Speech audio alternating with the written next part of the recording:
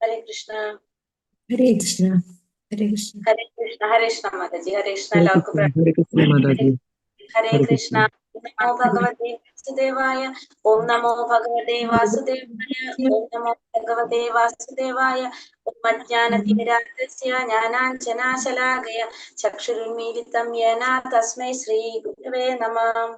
Sri Chaitanya Manopishtam Sthapitam Yena Bhutale Swayam Rupa Kada Mahyam Dadati Sopatantikam Vandeham Sri Guru Sri Yudapadakamalam Sri Gurun Vaishnavam Cha Sri Rupam Sagrajadam Sahagana Raghunathanidam Tam Sajivam Sadaitam Savadudam Parijana Saidam Krishna Chaitanya Devam Sri Radha Krishna Padam Sahagana Lalita Sri Vishakhanidam Sha He Krishna Karuna Sindhu Dina Bandho Jagatpade Gopesha Gopika Kanta Radha Kanta Namostude तप्त कांचन गौरांगी श्री राधे वृंदावनेश्वरी वृषभानुसुते देवी प्रणमामि हरिप्रिये वंचाकल्पतरूपेश्च कृपा सिन्धुभ्येव च पतितानां पावनेभ्यो वैष्णवेभ्यो नमो नमः नमो विष्णुपादाय कृष्णप्रेष्ठाय भूतले श्रीमते भक्तिवेदान्त स्वामिनिति नामिने नमस्ते सारस्वते देवे गौरवाणी प्रचारिणे निर्विशेष शून्यवादी पाश्चात्य देशधारिणे जय श्री कृष्ण चैतन्य प्रभु नित्यानंद श्री अद्वैत गदाधर श्रीवासादि गौर भक्त वृंद हरे कृष्ण कृष्ण कृष्ण हरे हरे हरे राम राम राम हरे हरे ഹരേ കൃഷ്ണ. ശ്രീ ശ്രീ രാധാ ഗോവിന്ദ ടെമ്പിൾ ഇസ്കോൺ മാംഗ്ലൂരിന്റെ 18 ദിവസത്തെ ഭഗവത്ഗീത ക്ലാസ്സിലേക്ക് എല്ലാവർക്കും സ്വാഗതം. ഹരേ കൃഷ്ണ. എല്ലാവർക്കും പ്രണാമം. അധ്യായം 13 പ്രകൃതി പുരുഷൻ ക്ഷേത്രജ്ഞൻ. അധ്യായം 13. ഏത് യോഗം തുടങ്ങാണ് നമ്മളിന്ന്? ഹരേ കൃഷ്ണ. ജ്ഞാനയോഗം തുടങ്ങാം. ജ്ഞാനയോഗത്തിന്റെ ആവശ്യപ്പെടാൻ വരുന്നത് നമുക്ക്. ഹരേ കൃഷ്ണ മാതാജി. ഹരേ കൃഷ്ണ. ഹരേ കൃഷ്ണ മാതാജി. ഞാൻ ഇറങ്ങിക്കോട്ടെ, ലീവ് ചെയ്തോട്ടെ മാതാജി? ഭഗവത്ഗീത ക്ലാസ് അറ്റൻഡ് ചെയ്യണം. ആരാണ്? സതീദേവിയാ മാതാജി. മാതാജി ഇറങ്ങിക്കോളൂ. 5:45 ക്ലാസ്സിന്. അത് കഴിഞ്ഞിറങ്ങാലോ, പറഞ്ഞതല്ലേ നമ്മള്. ഹരേ കൃഷ്ണ. ഹരേ കൃഷ്ണ. ഹരേ കൃഷ്ണ. എല്ലാവർക്കും പ്രണാമം. അപ്പൊ നമ്മള് ഭക്തി ഫസ്റ്റ് ഏത് യോഗം കണ്ടു? കർമ്മയോഗം കണ്ടു അല്ലെ. രണ്ടാമത്തെ ഭക്തിയോഗം കണ്ടു. യോഗം. ജ്ഞാനയോഗം നമുക്ക് എവിടെയാ വരുന്നത്? ജ്ഞാനയോഗത്തിന്റെ ആവശ്യം നമുക്ക് എങ്ങനെയാ വരുന്നത്? എന്താണ് ജ്ഞാനയോഗം എന്ന് പറയുമ്പോ? ജ്ഞാനം, അറിവ് എന്നല്ലേ നമ്മൾ പറഞ്ഞ അറിവ്. ജ്ഞാനയോഗം, ജ്ഞാനം എന്ന് വെച്ചാൽ അറിവ്. നമ്മള് ഭഗവാന് കർമ്മം ചെയ്യുന്നത് ഭഗവാന് സമർപ്പിക്കുക. ഇപ്പൊ നമ്മളെ കർമ്മഫലങ്ങളൊക്കെ ഭഗവാന് സമർപ്പിച്ച് അങ്ങനെ നമുക്ക് എങ്ങോട്ട് കിടക്കാന്ന് പറഞ്ഞു നമുക്ക് ഭഗവാനെ കുറിച്ച് അറിയാനായിട്ടില്ല. നമുക്ക് അതിലേക്ക് നമ്മളെ ഫലങ്ങൾ മുഴുവൻ ഭഗവാന് സമർപ്പിച്ച് നമുക്ക് സാക്ഷാത്കാരം നേടാനായിട്ട് ഉള്ള വഴിയിലേക്ക് കടക്കാനായിട്ട് സാധിക്കും. കർമ്മത്തിന്റെ ഫലങ്ങളൊന്നും നമ്മൾ അനുഭവിക്കുന്നില്ല, എല്ലാം നമ്മൾ ഭഗവാന് സമർപ്പിക്കും. ഭക്തിയിലൂടെ നമുക്ക് ചെയ്യാനായിട്ട് സാധിക്കും എന്ന് പറഞ്ഞു അല്ലെ. എല്ലാം ഭക്തിയിലൂടെ ചെയ്യാനായിട്ട് നേരിട്ട് എൻട്രിയാണ് ഭക്തിയോഗം. മൂന്നാമത്തെ ജ്ഞാനയോഗം എന്ന് പറഞ്ഞാൽ ചിലപ്പോ നമുക്ക് എന്താണ്, നമുക്കിതൊന്നും മനസ്സിലാവും. ഭക്തിയോഗം ചെയ്യാനും കർമ്മയോഗം ചെയ്യാനും നമുക്ക് സാധിക്കുന്നില്ല. അപ്പൊ നമ്മൾ എന്ത് ചെയ്യണം? അങ്ങനെയുള്ളവർ ആദ്യം നമ്മൾ ജ്ഞാനം നേടാൻ ശ്രമിക്കും. ആദ്യം നമ്മൾ എന്ത് ചെയ്യും? ഭഗവാനെ കുറിച്ച് നമ്മൾ അറിയാൻ ശ്രമിക്കും. അറിയുമ്പോ നമുക്ക് എന്താണ്? ഭഗവാനോട് ഇഷ്ടം വരും അല്ലെ. അപ്പൊ നമ്മളിന്ന് സാക്ഷാത്കാരത്തിന് നമ്മൾ പരശുദേവ ഗോസ്വാമി ഭാഗവതത്തിൽ നമ്മൾ കണ്ടിട്ടുണ്ടായിരുന്നു. എന്താണ്? അദ്ദേഹം ഭഗവാനെ കുറിച്ച് അറിഞ്ഞപ്പോഴാണ് അദ്ദേഹം ആദ്യം അന്തിൽ വിശ്വസിച്ചിരുന്നത് ബ്രഹ്മത്തിലായിരുന്നു വിശ്വസിച്ചിരുന്നത്. പക്ഷെ ഭഗവാന്റെ ലീലകളും ഭഗവാനെ കുറിച്ച് മനസ്സിലാക്കിയപ്പോ അദ്ദേഹം എന്തിലേക്ക് മാറി? ഭഗവത് സാക്ഷാത്കാരത്തിന് ഭഗവാനിലേക്ക് മാറുകയാണ് ചെയ്യുന്നത് അല്ലെ. അപ്പൊ അതേപോലെ തന്നെ നമ്മൾ ആദ്യം നമുക്ക് ഭഗവാനെ കുറിച്ച് അറിയുന്നില്ല. അപ്പൊ നമ്മൾ എന്താണ്? ആദ്യം ഭഗവാനെ കുറിച്ച് അറിയും, ജ്ഞാനം നേടാനായിട്ട് ശ്രമിക്കുകയാണ് നമ്മൾ. ഭാഗവതത്തിലൂടെ ഭഗവാനെ കുറിച്ച് മനസ്സിലാക്കുമ്പോൾ നമ്മളൊരു വ്യക്തിയെ കുറിച്ച് നന്നായിട്ട് അറിയും തോറും നമുക്ക് എന്ത് സംഭവിക്കും? രണ്ട് പ്രവൃത്തി വരും. ഒന്നില്ലെങ്കിൽ നമുക്ക് അവരോട് ഇഷ്ടം കൂടും, അല്ലെങ്കിൽ നമുക്ക് അവരെ ഇഷ്ടമില്ലാണ്ടാവും. രണ്ട് തരത്തിലാണ് സംഭവിക്കുക അല്ലെ. ചിലപ്പോ നമ്മൾ വിചാരിച്ച രീതിയിലല്ലെങ്കിൽ നമുക്ക് അവരോട് ദേഷ്യം വരും. അതല്ല നമ്മൾ നന്നായിട്ട് നല്ല രീതിയിലാണ് പോസിറ്റീവ് ആയിട്ടാണ് നമുക്ക് മനസ്സിലാവുന്നത് വെച്ചാല് നമുക്ക് അവരോട് ഇഷ്ടം കൂടിക്കൊണ്ടിരിക്കും. അതേപോലെ തന്നെയാണ് നമ്മൾ ഈ ജ്ഞാനയോഗത്തിന്റെ പ്രത്യേകതയോടെ പറഞ്ഞത്. നമ്മൾ ഭഗവാനെ കുറിച്ച് അറിയാനായിട്ട് ഭഗവത്ഗീത, ഭാഗവതം പോലുള്ള ഗ്രന്ഥങ്ങളിൽ നിന്ന് ഭഗവാനെ കുറിച്ച് അറിയും തോറും നമുക്ക് എന്ത് വരും? ഭഗവാനോടുള്ള ഇഷ്ടം കൂടിക്കൊണ്ടിരിക്കും. അപ്പൊ ആ ജ്ഞാനയോഗത്തിലൂടെ നമുക്ക് എന്ത് സാധിക്കും? പിന്നെ ഭക്തിയോഗത്തിലേക്ക് കടക്കും. ഭഗവാനോട് ഇഷ്ടം കൂടുന്തോറും നമുക്ക് എന്താണ്? ഭഗവാൻ നമ്മൾ ഏറ്റവും കൂടുതൽ സംസാരിക്കുക ആരായിട്ടാണ്? നമുക്ക് ഏറ്റവും ഇഷ്ടമുള്ള വ്യക്തികളായിട്ട്, അല്ലെ? നമുക്ക് ഏറ്റവും ഇഷ്ടമുള്ളവരായിട്ട് നമ്മൾ കുറെ നേരം സംസാരിക്കും. ഫോൺ വിളിച്ചായാലും അല്ലെങ്കിൽ നമ്മൾ കുറെ നേരം സംസാരിക്കും. നമ്മൾ എല്ലാ കാര്യങ്ങളും അവരായിട്ട് ഷെയർ ചെയ്യും. അവരോട് സംസാരിക്കുമ്പോൾ നമ്മൾ വേറെ ഒന്നും ചെയ്യുകയില്ല. അങ്ങനെയായിരിക്കും നമ്മളൊരു ബേസിക് എങ്ങനെ ചെയ്യും? നമുക്ക് ഇഷ്ടമുള്ള വ്യക്തികളോട് നമ്മളതെല്ലാം ചിലപ്പോൾ നമുക്ക് അധികം ഇൻട്രസ്റ്റ് ഇല്ലാത്തൊരു വ്യക്തിയായിട്ടാണ് നമ്മൾ ഫോണിൽ സംസാരിക്കുകയാണെങ്കിൽ നമ്മൾ സംസാരിക്കുകയും ചെയ്യും, ഒപ്പം തന്നെ വേറെ എന്തെങ്കിലും ചെയ്തുകൊണ്ടിരിക്കും. അവരോട് സംസാരിക്കുന്നുണ്ടാവും, പക്ഷെ വേറെ എന്തെങ്കിലും നമ്മൾ ചെയ്തുകൊണ്ടിരിക്കും. പക്ഷെ നമുക്ക് ഇഷ്ടമുള്ള ഒരു വ്യക്തിയായിട്ടാണ് നമ്മൾ സംസാരിക്കുന്നത് വെച്ചാല് നമ്മൾ ഒന്നും ചെയ്യാതെ അവരായിട്ട് ശരിക്കും 100% അറ്റൻഷൻ അവർക്ക് കൊടുത്തിട്ടായിരിക്കും ചെയ്യുക. അങ്ങനെയല്ല സ്വാഭാവിക, നമ്മളെല്ലാവരും ഒരു സ്വഭാവം അങ്ങനെയാണ്. അപ്പോ ഭഗവാനോട് നമുക്ക് ഇഷ്ടം കൂടുമ്പോ നമ്മൾ നാമം ജപിക്കുമ്പോഴായാലും നമ്മൾ എന്ത് ചെയ്യുമ്പോഴും നമ്മൾ എന്തുമാത്രം ചെയ്യുള്ളൂ? ഭഗവാനെ മാത്രം ചിന്തിച്ച് നമ്മൾ ചെയ്യുള്ളൂ. നമുക്കൊരു ഇഷ്ടമുള്ള ഒരു വ്യക്തി ആയിക്കഴിഞ്ഞാല് നമ്മൾ അങ്ങനെ ചെയ്യല്ലേ. ഭഗവാനെ വിളിക്കുമ്പോ വേറെ എവിടെ ശ്രദ്ധിക്കൂല നമ്മള്. പിന്നെ എന്തിൽ മാത്രം ശ്രദ്ധിക്കുള്ളൂ? ഭഗവാന്റെ നാമത്തിൽ മാത്രം ശ്രദ്ധിക്കും. അതുകൊണ്ട് നമ്മൾ എന്ത് ചെയ്യണം? ഭഗവാനോടുള്ള ഇഷ്ടം കൂട്ടാനായിട്ട് നമ്മൾ ശ്രമിക്കുക. അതിന് നമ്മൾ എന്ത് ചെയ്യണം? ഭഗവാനെ കുറിച്ച് നമ്മൾ അറിയാൻ കിട്ടുന്ന അവസരങ്ങൾ നമ്മൾ ഒഴിവാക്കാതിരിക്കുക. അതാകുമ്പോ ഭഗവാനോടുള്ള ഇഷ്ടം കൂടും. സ്വാഭാവികമായിട്ട് ആ ചെയ്യുന്നത് നമ്മളെ ഉള്ളിൽ നിന്ന് വന്നു തുടങ്ങും. നമ്മൾ ഉള്ളിൽ നിന്ന് നമുക്ക് ഇഷ്ടമുള്ള ഒരു വ്യക്തിയായിട്ട് നമ്മൾ സംസാരിക്കുമ്പോൾ നമ്മൾ വേറെ ഒന്നും ചെയ്യാതെ ആ വ്യക്തിക്ക് ഫുൾ അറ്റൻഷൻ കൊടുത്തിരിക്കുന്ന പോലെ ഭഗവാനോട് ഇഷ്ടം കൂടുന്തോറും നമ്മൾ എന്ത് ചെയ്യും? ഭഗവാന് വേണ്ടി എന്ത് ചെയ്യുമ്പോഴും, ഇപ്പൊ നാമം ജപിക്കുമ്പോഴായാലും ഭഗവാന്റെ കഥകൾ കേൾക്കുക അല്ലെങ്കിൽ എന്തൊക്കെ ചെയ്യുമ്പോഴും നമ്മൾ എന്ത് ചെയ്യും? പിന്നെ വേറെ എവിടേക്കും നമ്മൾ ശ്രദ്ധിക്കില്ല. കാരണം നമുക്ക് ഇഷ്ടമുള്ള ഒരു വ്യക്തിയാണ്. അപ്പൊ ആൾക്ക് മാത്രം നമ്മൾ ശ്രദ്ധ കൊടുക്കും. 100% അറ്റൻഷൻ നമ്മൾ അവിടെ തന്നെ നമ്മൾ കൊടുക്കും. അപ്പൊ നമ്മൾ എപ്പോഴും എന്ത് ചെയ്യണം? അപ്പൊ ഭഗവാനെ, അപ്പൊ ഇതാണ് ഇവിടെ ജ്ഞാനയോഗത്തിൽ പറയുന്നത്. ആദ്യം നമ്മള് ഭഗവാനെ കുറിച്ച് അറിയാനായിട്ട്, ഇനി ഭഗവാനെ കുറിച്ച് അറിയാനായിട്ട് ജ്ഞാനയോഗത്തിലൂടെ ഭഗവാനെ കുറിച്ച് അറിഞ്ഞ് നമുക്ക് എന്ത് ചെയ്യാൻ സാധിക്കും? അതിലേക്ക് സാക്ഷാത്കാരത്തിലേക്ക് കടക്കാനായിട്ട് ആദ്യം ആ വ്യക്തിയെ കുറിച്ച് അറിയുമ്പോഴാണ് നമുക്ക് കൂടുതൽ നമുക്ക് ചെയ്യാനും ഒക്കെ തോന്നുന്നത്. അപ്പൊ അതിനാണ് ഏത് പറയുന്നത്? ജ്ഞാനയോഗം നമുക്ക് വരുന്നത്. മനസ്സിലായോ ഇത്രയും പറഞ്ഞത്? മനസ്സിലായി.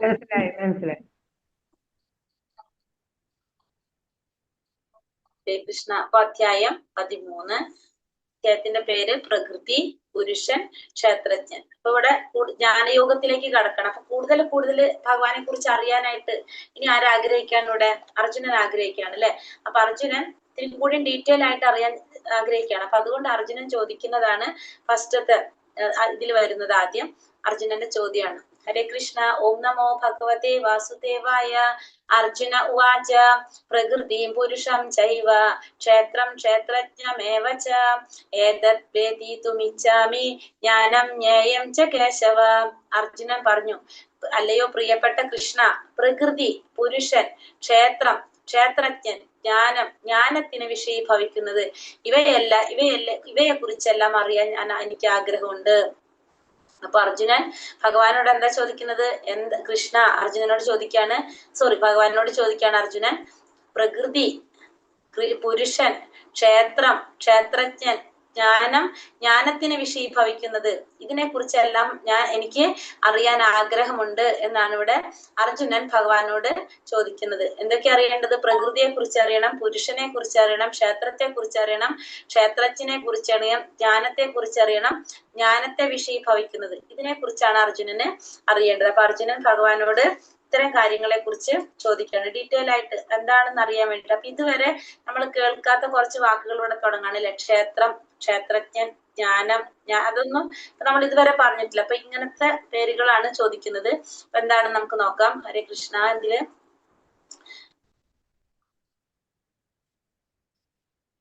ശ്രീ ഭഗവാനുവാച ഇദം ശരീരം കൗന്ദേയ ക്ഷേത്രമിത്യാഭിധീയതേ ഏതദ്യോ വേത്തിദം പ്രാഹു ക്ഷേത്രജ്ഞ ഇതി തത്വിദഃ. പരമദിവ്യോത്തമ പുരുഷൻ പറഞ്ഞു, കുന്തിപുത്ര, ഈ ശരീരം ക്ഷേത്രം എന്നറിയപ്പെടുന്നു. ഇതിനെ അറിയുന്നവൻ ക്ഷേത്രജ്ഞനാണ്. അപ്പൊ അർജുനനോട് ഭഗവാൻ എന്താ പറയുന്നത്? കുന്തിപുത്ര, ഈ ശരീരത്തെയാണ് എന്തെന്ന് പറയുന്നത്? ക്ഷേത്രം എന്ന് പറയുന്നത്. അപ്പോ ഈ ശരീരത്തെയാണ് ക്ഷേത്രം എന്ന് പറയുന്നത്. ആ ക്ഷേത്രത്തെ കുറിച്ച് അറിയുന്നവനാണ് ആര്? ക്ഷേത്രജ്ഞൻ എന്ന് ഭഗവാൻ പറഞ്ഞു കൊടുക്കാണ്. പ്രകൃതി, പുരുഷൻ, ക്ഷേത്രം, ക്ഷേത്രജ്ഞൻ, ജ്ഞാന വിഷയം എന്നിവയെ കുറിച്ച് അറിയാൻ ആഗ്രഹിക്കുകയാണ് അർജുനൻ. ഈ ശരീരമാണ് ക്ഷേത്രം എന്ന് പറയപ്പെടുന്നത്. അപ്പൊ ഈ ശരീരത്തിനെയാണ് നമ്മൾ എന്ന് പറയുന്നത് ക്ഷേത്രം എന്ന് പറയുന്നത്. ശരീരത്തിനെയാണ് ക്ഷേത്രം എന്ന് പറയുന്നത്. അതിനെ അറിയുന്നവനാണ് ആര്? ക്ഷേത്രജ്ഞൻ. ഈ ശരീരത്തെ കുറിച്ച് അറിയുന്നവൻ ക്ഷേത്രജ്ഞൻ എന്ന് പറയും. ഈ ശരീരത്തെയാണ് ക്ഷേത്രം എന്ന് പറയുന്നത് എന്ന് ഭഗവാൻ ഉത്തരം നൽകുന്നു. പ്രത്യനായ ആത്മാവിന്റെ കർമ്മവേദിയാണ് എന്ത്? ശരീരം എന്ന് പറയുന്നത്. ആത്മാവിന്റെ കർമ്മവേദിയാണ് ഈ ശരീരം. ശരീരം എന്ന് പറയുന്നത് ആത്മാവിന്റെ കർമ്മവേദിയാണ്. അപ്പൊ ആ ശരീരത്തിനെയാണ് എന്ത് പറയണത്? ക്ഷേത്രം. അപ്പൊ കർമ്മവേദിയായിട്ടുള്ള ആത്മാവിന്റെ ആത്മാവിന്റെ ആ കർമ്മവേദിയാണല്ലോ അത് ശരീരം. അതാണ് ക്ഷേത്രം എന്ന് പറയുന്നത്. ശരീരത്തെ ക്ഷേത്രം എന്ന് പറയുന്നു. ക്ഷേത്രത്തെ കുറിച്ച് അറിയുന്നവൻ ക്ഷേത്രജ്ഞൻ. ആ ശരീരം എന്ന് പറയുന്നത് എന്താണ്? ആത്മാവിന്റെ കർമ്മവേദിയാണ്. ജീവാത്മാവ് ഭൗതിക പ്രകൃതിയിൽ കുടുങ്ങിക്കിടക്കുന്നു. ആ ഭൗതിക പ്രകൃതിയെ കീഴടക്കാൻ ശ്രമിക്കുകയും ചെയ്യുന്നു. ഇങ്ങനെ പ്രകൃതിക്ക് മേൽ ആധിപത്യം സ്ഥാപിക്കാൻ എത്രമാത്രം കഴിവുണ്ടെന്നതിനെ ആശ്രയിച്ച് അയാൾക്കൊരു കർമ്മവേദി ലഭിക്കും. ആ പ്രവർത്തന മണ്ഡലമാണ് ശരീരം. ഒന്നുകൂടി പറയാണ്, പ്രകൃതിയെ കീഴടക്കാനായിട്ട് ഭൗതിക പ്രകൃതിയിൽ പെത്താത്മാവ് കുടുങ്ങിക്കിടക്കാണ്, ജീവാത്മാവ്. അപ്പൊ ഈ ഭൗതിക പ്രകൃതിയെ കീഴടക്കാൻ ശ്രമിക്കുന്നു. അങ്ങനെ ആ പ്രകൃതിക്ക് മേൽ ആധിപത്യം സ്ഥാപിക്കാനായിട്ട് എത്രമാത്രം കഴിവുണ്ടെന്നതിനെ ആശ്രയിച്ച് അയാൾക്കൊരു കർമ്മവേദി ലഭിക്കും. അപ്പൊ അയാൾക്ക് പ്രവർത്തിക്കാനായിട്ട് ഒരു കർമ്മവേദി ലഭിക്കും. ആ പ്രവർത്തന മണ്ഡലമാണ് എന്ത്? ശരീരം എന്ന് പറയുന്നത്. അപ്പൊ ഈ ശരീരത്തെ ക്ഷേത്രം എന്ന് പറയും. അതിനെക്കുറിച്ച് അറിയുന്നവനാണ് ആര്? ക്ഷേത്രജ്ഞൻ. ആർക്കാണ് ഈ ശരീരത്തെ കുറിച്ച് അറിയാൻ സാധിക്കുന്നത്? ഭഗവാനെ കുറിച്ച് അറിഞ്ഞവൻ. ശരീരത്തെ കുറിച്ച് അറിയാൻ സാധിക്കുന്നത് ഭഗവാനെ കുറിച്ച് അറിയുന്നവനാണോ? നമുക്ക് നമ്മുടെ ശരീരത്തെ കുറിച്ച് നമുക്ക് അറിയാൻ സാധിക്കുന്നുണ്ടോ? ഇല്ല. ഇല്ല. നമ്മുടെ ശരീരത്തെ കുറിച്ച് നമ്മൾ അറിയുന്നില്ലേ? ക്ഷേത്രജ്ഞനാണ് ശരീരത്തെ കുറിച്ച് അറിയുന്നവൻ. അപ്പൊ ആ ക്ഷേത്രജ്ഞൻ ആരാണ്? നമ്മളുള്ളിൽ ആരൊക്കെയുണ്ട്? പരമാത്മാവുണ്ട്. പിന്നെ ജീവാത്മാവുണ്ട് അല്ലെ? അപ്പൊ ഈ ശരീരമാണ് ക്ഷേത്രം എന്ന് പറഞ്ഞു. ആ ക്ഷേത്രത്തെ കുറിച്ച് അറിയുന്നവനാണ് ക്ഷേത്രജ്ഞൻ. ആർക്കാണ് ഈ ശരീരത്തെ കുറിച്ച് അറിയാൻ പറ്റപ്പോ? നമുക്ക് പരമാത്മാവിന്, ഭഗവാൻ അറിയാൻ പറ്റും. പിന്നെ വേറെ ആർക്കറിയാം? ഈ ശരീരത്തിന്റെ ഉള്ളിൽ എന്തൊക്കെയുള്ളത്? ജീവാത്മാവുണ്ട് അല്ലെ? നമ്മളിപ്പോ ഒരു വീട്ടിൽ നിൽക്കുമ്പോ ആ വീട്ടിലെ കാര്യങ്ങൾ ആർക്കറിയാൻ പറ്റും? ആ വീട്ടിൽ നിൽക്കുന്നവർക്കൊക്കെ അറിയാൻ പറ്റില്ലേ? ജീവാത്മാവിന് നിൽക്കുമ്പോ അതിലുള്ളവർക്ക് അറിയില്ല. വീട്ടിൽ ഇപ്പൊ ഒരു വീട്ടിൽ നമ്മൾ താമസിക്കുമ്പോ ആ വീട്ടിലെ കാര്യങ്ങളെല്ലാം ആ വീട്ടിൽ താമസിക്കുന്ന എല്ലാവർക്കും അറിയാൻ പറ്റില്ലേ? അപ്പൊ ഈ ശരീരത്തിൽ ആരുണ്ട്? രണ്ടുപേരുണ്ട് അല്ലെ? ക്ഷേത്രജ്ഞനായിട്ട് അതായിരിക്കുണ്ട്. ജീവാത്മാവുണ്ട്, പരമാത്മാവുണ്ട്. അപ്പൊ ക്ഷേത്രജ്ഞൻ എന്ന് പറഞ്ഞാല് ഈ ശരീരത്തെ കുറിച്ച് അറിയുന്നവനാണ് ക്ഷേത്രജ്ഞൻ. അപ്പൊ ആരൊക്കെ ക്ഷേത്രജ്ഞനാകും? ജീവാത്മാവ്, പരമാത്മാവും. ജീവാത്മാവും ക്ഷേത്രജ്ഞനാണ്, പരമാത്മാവും ക്ഷേത്രജ്ഞനാണ്. ഇത് രണ്ടും എവിടെയുണ്ട്? നമ്മളുള്ളിലുണ്ട് അല്ലെ? അപ്പൊ ഈ ക്ഷേത്രജ്ഞൻ എന്ന് പറഞ്ഞ ആരാകാം? ജീവാത്മാവും ക്ഷേത്രജ്ഞനാണ്, പരമാത്മാവും ക്ഷേത്രജ്ഞൻ. പക്ഷെ അവിടെ ഒരു വ്യത്യാസമുണ്ട്. ജീവാത്മാവിന് എന്ത് മാത്രം അറിയുള്ളൂ? ഈ നമ്മൾ നിൽക്കുന്ന ശരീരത്തെ കുറിച്ച് മാത്രമേ അറിയുള്ളൂ അല്ലെ? പരമാത്മാവ് എങ്ങനെയാണ്? ആത്മാവിനെ കുറിച്ച് അറിയും. പരമാത്മാവ് എങ്ങനെയാണ്? നമ്മളെ ശരീരത്തിൽ മാത്രമാണ് പരമാത്മാവ് ഉള്ളത്? അല്ല, സർവചരാചരങ്ങളിലും ഉണ്ട്. ആരുണ്ട്? പരമാത്മാവുണ്ട്. അപ്പൊ പരമാത്മാവിന് എല്ലാ ശരീരത്തെ കുറിച്ചും അറിയാൻ പറ്റും. പക്ഷെ ജീവാത്മാവിന് എന്താണ്? നമ്മളെ ജീവാത്മാവ് നമ്മളതാണല്ലോ. അപ്പൊ നമ്മളെ ശരീരത്തെ, ആ ജീവാത്മാവ് ഇരിക്കുന്ന ശരീരത്തെ കുറിച്ച് മാത്രമേ ജീവാത്മാവിന് അറിയുള്ളൂ. പരമാത്മാവ് എല്ലാ ശരീരത്തിലും ഉള്ളത് കൊണ്ട് എല്ലാ ശരീരത്തെ കുറിച്ചും ആർക്കറിയാൻ സാധിക്കും? പരമാത്മാവിന് അറിയാൻ സാധിക്കും. അപ്പൊ ക്ഷേത്രം എന്ന് പറഞ്ഞാല് ശരീരമാണ്. ആ ശരീരത്തെ കുറിച്ച് അറിയുന്നവനാണ് ആര്? ക്ഷേത്രജ്ഞൻ. അപ്പൊ ഈ ക്ഷേത്രജ്ഞൻ എന്ന് പറഞ്ഞാൽ ആരൊക്കെയാകാം അവിടെ? ജീവാത്മാവ് ആകും, പരമാത്മാവാകും. പക്ഷെ ജീവാത്മാവിന് താനിരിക്കുന്ന ശരീരത്തെ കുറിച്ച് മാത്രമേ അറിയാൻ പറ്റുള്ളൂ. പക്ഷെ പരമാത്മാവിന് എല്ലാവരുടെ ശരീരത്തെ കുറിച്ച് അറിയാൻ സാധിക്കും. ആ ആത്മാവിന്റെ കർമ്മവേദിയാണ് എന്ത്? ശരീരം എന്ന് പറയുന്നത്. ഇത്രയും മനസ്സിലായോ എല്ലാവർക്കും? ഹരേ കൃഷ്ണ. മനസ്സിലായി. ഇപ്പൊ നമ്മളിപ്പോ ഈ പറഞ്ഞത് നമ്മുടെ ശരീരത്തിന്റെ ഉള്ളിൽ എന്തുണ്ട്? രണ്ട് പേരുണ്ട് അല്ലെ? ഒന്ന് ജീവാത്മാവുണ്ട്, ഒന്ന് പരമാത്മാവുണ്ട് അല്ലെ? ഈ രണ്ടു പേരും ആരാണപ്പോ? ക്ഷേത്രജ്ഞന്മാരാണ്.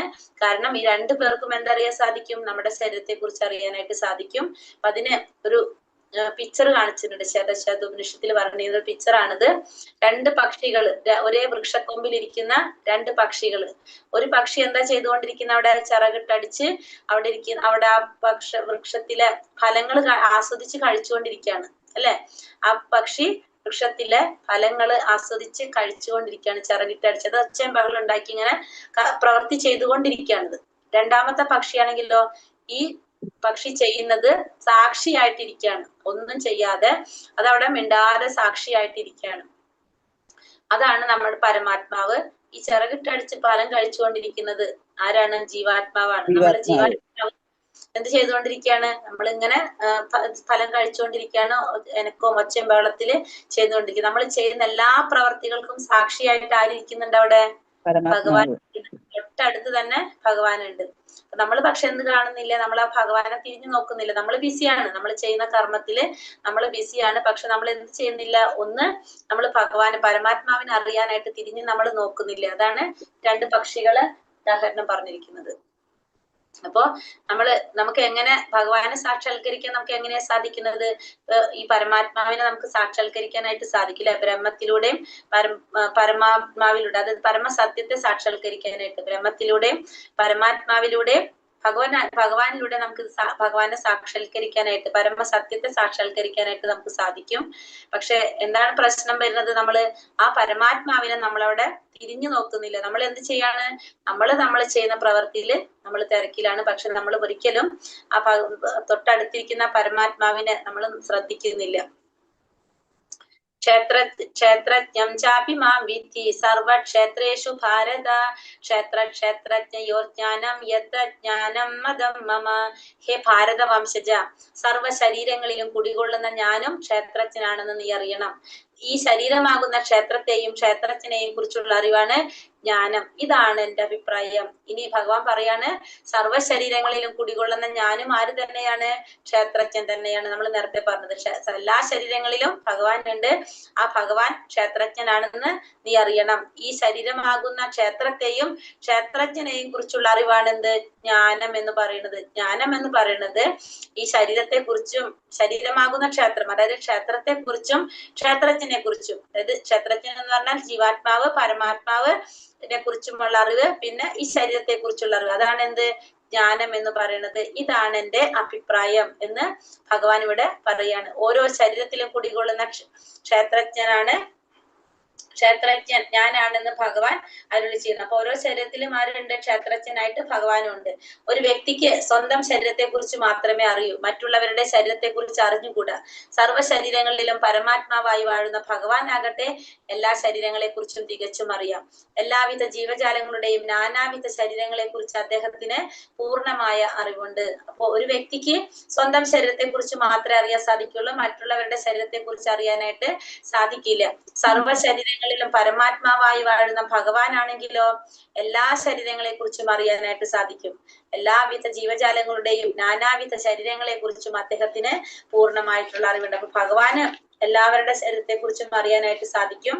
പക്ഷെ ജീവാത്മാവിന്, പരമാത്മാവിന് എല്ലാവരുടെ ശരീരത്തെ കുറിച്ച് അറിയാൻ സാധിക്കും. പക്ഷെ ജീവാത്മാവിന് താൻ ഇരിക്കുന്ന ശരീരത്തെ കുറിച്ച് മാത്രമേ അറിയാനായിട്ട് സാധിക്കൂ. ഇനി അടുത്ത ശ്ലോകത്തിൽ പറയുന്നത്, മഹാഭൂതാന്യഹങ്കാരോ ബുദ്ധിരവ്യക്തമേവ ച ഇന്ദ്രിയാണി ദശൈകം ച പഞ്ചചേന്ദ്രിയ ഗോചരഃ ഇച്ഛദ്വേഷസുഖം ദുഃഖം സംഘാതശ്ചേതനാധൃതിഃ ഏതത് ക്ഷേത്രം സമാസേന സാവികാരമുദാഹൃതം. ഇനി എന്താ പറയുന്നത് ഇവിടെ? പഞ്ചമഹാഭൂതങ്ങൾ, അഞ്ച് മഹാഭൂതങ്ങൾ, മിഥ്യാഹങ്കാരം, ബുദ്ധി, അവ്യക്തത, 10 ഇന്ദ്രിയങ്ങൾ, മനസ്സ്, 5 ഇന്ദ്രിയ വിഷയങ്ങൾ, രാഗദ്വേഷങ്ങൾ, സുഖദുഃഖങ്ങൾ, സമദൃഷ്ടി, ജീവലക്ഷണങ്ങൾ, ദൃഢവിശ്വാസം എന്നിവയും ചുരുക്കത്തിൽ ക്ഷേത്രമായും അതിന്റെ പ്രതിപ്രവർത്തനങ്ങളായും വിവരിക്കപ്പെട്ടിട്ടുണ്ട്. അപ്പൊ ക്ഷേത്രത്തെ കുറിച്ച് പറയാണ് ഇവിടെ. ക്ഷേത്രത്തെ കുറിച്ച്, അതായത് ക്ഷേത്രം എന്ന് വെച്ചാൽ കർമ്മവേദിയാണെന്ന് പറഞ്ഞു അല്ലെ. അപ്പൊ ആ കർമ്മവേദിയെ കുറിച്ച് കൂടുതൽ അറിയാനായിട്ട് ആരാഗ്രഹിക്കാണ്? ഇവിടെ അർജുനൻ ആഗ്രഹിക്കുകയാണ്. അപ്പൊ ഭഗവാൻ പറഞ്ഞു കൊടുക്കാണ് ഈ കർമ്മവേദി എന്ന് പറഞ്ഞ ഈ ശരീരത്തില് എന്തൊക്കെയുണ്ടെന്നുള്ളതാണ് പറയുന്നത്. 5 മഹാഭൂതങ്ങൾ, മിഥ്യാഹങ്കാരം, ബുദ്ധി, അവ്യക്തത, 10 ഇന്ദ്രിയങ്ങൾ, മനസ്സ്, 5 ഇന്ദ്രിയ വിഷയങ്ങൾ, രാഗദ്വേഷങ്ങൾ, സുഖദുഃഖങ്ങൾ, സമദൃഷ്ടി, ജീവലക്ഷണങ്ങൾ, ദൃഢവിശ്വാസം എന്നിവയും ചുരുക്കത്തിൽ ക്ഷേത്രമായും അതിന്റെ പ്രതിപ്രവർത്തനങ്ങളും വിവരിക്കപ്പെട്ടിട്ടുണ്ട്. അപ്പൊ എന്തൊക്കെയാണെന്നുള്ളത് ഇപ്പൊ ഞാൻ ഇതിൽ പറഞ്ഞാൽ നിങ്ങൾക്ക് മനസ്സിലാവില്ല, ഇത് പറയാം. അപ്പൊ എന്താണ് പറഞ്ഞത്? അപ്പൊ എത്ര 24 മൂലകങ്ങളാണ് എന്തിൽ വരുന്നത്? ഇതിലുള്ളത്. ഈ ഘടകങ്ങളെല്ലാം ഉൾപ്പെട്ടതാണ് ശരീരം. കാരണം ആ കർമ്മവേദിയെ കുറിച്ച് അറിയാൻ ആഗ്രഹിക്കുകയാണ് അർജുനൻ. അപ്പൊ ഇതില് 24 മൂലകങ്ങളാണ് വരുന്നത്, 24 ഘടകങ്ങളാണ് ഇതിൽ പറയുന്നത്. അത് ഏതൊക്കെയാണ്? ഒന്നാമതായിട്ട് പഞ്ചമഹാഭൂതങ്ങൾ. പഞ്ചമഹാഭൂതങ്ങൾ എന്ന് വെച്ചാൽ ഏതൊക്കെയാണ്? ഭൂമി, ജലം, അഗ്നി, വായു, ആകാശം. ഈ 5 കാര്യങ്ങൾ. ഈ 5 കാര്യങ്ങള് ആദ്യം നമ്മൾ കണ്ടു. ഏതൊക്കെയാണ്? പഞ്ചമഹാഭൂതങ്ങൾ 5 എണ്ണം. അടുത്തത് വിടാം. പിന്നത്തെ നോക്കാം നമുക്ക്. പിന്നത്തത് ജ്ഞാനേന്ദ്രിയങ്ങൾ 5 എണ്ണം. ഏതൊക്കെയാണ് നമ്മുടെ ജ്ഞാനേന്ദ്രിയങ്ങള്? കണ്ണ്, മൂക്ക്, നാക്ക്, ത്വക്ക്, ചെവി. ചെവി അല്ലെ. അപ്പൊ ആദ്യം പഞ്ചമഹാഭൂതങ്ങൾ 5 എണ്ണം പഠിച്ചു. പിന്നെ അത് കഴിഞ്ഞിട്ട് നമ്മൾ ജ്ഞാനേന്ദ്രിയങ്ങൾ 5 എണ്ണം എന്ന് പറയുമ്പോ കണ്ണ്, മൂക്ക്, നാക്ക്, ത്വക്ക്, ചെവി. അപ്പൊ 5 എണ്ണായി. ഇനി അടുത്തത് കർമ്മേന്ദ്രിയങ്ങൾ 5 എണ്ണം. കർമ്മേന്ദ്രിയങ്ങൾ ഏതൊക്കെയാണ്? നമ്മുടെ കർമ്മം ചെയ്യുന്ന ഇന്ദ്രിയങ്ങള് കാല്, കയ്യ്, ഗുദം, ഉൽപാദനേന്ദ്രിയം, ഉൽപാദനേന്ദ്രിയം, ശബ്ദം. എന്തൊക്കെയാണ്? ശബ്ദം, കാലുകള്, കൈകള്, ഗുദം, ഉൽപാദനേന്ദ്രിയം. അപ്പൊ ഇത്രയും 5 എണ്ണായല്ലോ. അതിപ്പോ കർമ്മേന്ദ്രിയങ്ങള്, കർമ്മം ചെയ്യുന്ന 5 ഇന്ദ്രിയങ്ങള്, ശബ്ദം, കാലുകള്, കൈകള്, ഗുദം, ഉൽപാദനേന്ദ്രിയം എന്നീ കർമ്മേന്ദ്രിയങ്ങളും 5 എണ്ണം. അപ്പൊ 15 എണ്ണായില്ലേ? പഞ്ചമഹാഭൂതങ്ങൾ 5 എണ്ണം പറഞ്ഞു, ജ്ഞാനേന്ദ്രിയങ്ങൾ 5 എണ്ണം പറഞ്ഞു, കർമ്മേന്ദ്രിയങ്ങൾ 5 എണ്ണം പറഞ്ഞു. 15 എണ്ണായല്ലോ. മനസ്സിലാവണില്ലേ ഞാൻ പറയുന്നത്? ഒന്നുകൂടി പറയണോ? അതായത് ഇപ്പൊ നമ്മൾ പറഞ്ഞു പഞ്ചമഹാഭൂതങ്ങള്, ഭൂമി, ജലം, അഗ്നി, വായു, ആകാശം, പഞ്ചമഹാഭൂതങ്ങൾ 5 എണ്ണം. അത് കഴിഞ്ഞിട്ട് നമ്മുടെ ജ്ഞാനേന്ദ്രിയങ്ങള് കണ്ണ്, മൂക്ക്, നാക്ക്, ത്വക്ക്, ചെവി, ജ്ഞാനേന്ദ്രിയങ്ങൾ 5 എണ്ണം. പിന്നെ അത് കഴിഞ്ഞിട്ട് നമ്മുടെ കർമ്മേന്ദ്രിയങ്ങള് കണ്ണിന്റെ അല്ലല്ലോ പറഞ്ഞത്, ശബ്ദം, കാലുകൾ, കൈകൾ, ഗുദം, ഉൽപാദനേന്ദ്രിയം. ഈ പറഞ്ഞ കർമ്മേന്ദ്രിയങ്ങള് 5 എണ്ണം. ഇനി നമ്മൾ അടുത്തത് 5 ഇന്ദ്രിയ വിഷയങ്ങള്. 5 ഇന്ദ്രിയങ്ങളും 5 ഇന്ദ്രിയ വിഷയങ്ങളും ഇല്ലേ? 5 ഇന്ദ്രിയങ്ങൾ പറഞ്ഞു, കണ്ണ്, മൂക്ക്, നാക്ക്, ത്വക്ക്, ചെവി. 5 ഇന്ദ്രിയ വിഷയങ്ങൾ ഏതൊക്കെയാണ്? ഗന്ധം, രൂപം, സ്പർശം, ശബ്ദം, രസം. ഈ 5 ഇന്ദ്രിയ വിഷയങ്ങള്. അപ്പൊ എത്ര എണ്ണായി? 20 എണ്ണായി അല്ലെ? 5 ഇന്ദ്രിയ വിഷയങ്ങളും കൂടി പറഞ്ഞപ്പോ 20 എണ്ണായില്ലേ? ഗന്ധം, സ്പർശം, രൂപം, രസം, ശബ്ദം, 5 ഇന്ദ്രിയ വിഷയങ്ങളായി. ഇവിടെ ഒരെണ്ണം കർമ്മേന്ദ്രിയങ്ങൾ പറയുന്ന ശബ്ദം എന്ന് പറയുന്നത് കണ്ഠത്തിനാണ് സൂചിപ്പിക്കുന്നത്. മറ്റേത് ശബ്ദം, നമ്മളെ ശബ്ദം. അപ്പൊ കർമ്മേന്ദ്രിയത്തിൽ വരുന്ന ശബ്ദം കണ്ഠം, കഴുത്ത്, കണ്ഠം ഉണ്ടല്ലോ, അതിനാണ് സൂചിപ്പിക്കുന്നത് കേട്ടോ. അപ്പൊ ഇപ്പൊ 20 എണ്ണായല്ലോ. ഇനി 4 എണ്ണം കൂടിയുണ്ട്. ആ 4 എണ്ണം പറയുന്നത് മനസ്സ്, ബുദ്ധി, മിഥ്യാഹങ്കാരം. പിന്നെ മിഥ്യാഹങ്കാരം, ബുദ്ധി, അവ്യക്ത നിലയിലുള്ള 3 ഗുണങ്ങൾ. പിന്നെ ലാസ്റ്റത്തിൽ പറയുന്നത് ഇന്ദ്രിയങ്ങളെക്കാൾ ഉത്കൃഷ്ടമായ മനസ്സാണ് അടുത്തത്. അപ്പൊ ഈ 4 എണ്ണം ബാക്കിയുള്ളത്. അപ്പൊ ഒന്ന് മനസ്സ്, ബുദ്ധി, മിഥ്യാഹങ്കാരം, ഭൗതിക പ്രകൃതിയുടെ നിലയിലുള്ള 3 ഗുണങ്ങൾ എന്ന് പറഞ്ഞാൽ ഭൗതിക പ്രകൃതിയുടെ ത്രിഗുണങ്ങൾ. അത് ഒരെണ്ണായി. അപ്പൊ ത്രിഗുണങ്ങൾ. അങ്ങനെയാണ് 24 ഘടകങ്ങൾ. ഈ 24 ഘടകങ്ങളും കൂടിയിട്ട് ഉൾപ്പെട്ടതാണ് എന്ത്? നമ്മുടെ ശരീരം എന്ന് പറയുന്നത്. അപ്പൊ ഏതൊക്കെയാണ് വരുന്നത്? ഒന്ന് പഞ്ചമഹാഭൂതങ്ങള്, രണ്ടാമത്തത് എന്താണ്? രണ്ടാമത്തത് ഏതാണ്? ജ്ഞാനേന്ദ്രിയങ്ങള്, പഞ്ചമഹാഭൂതങ്ങൾ,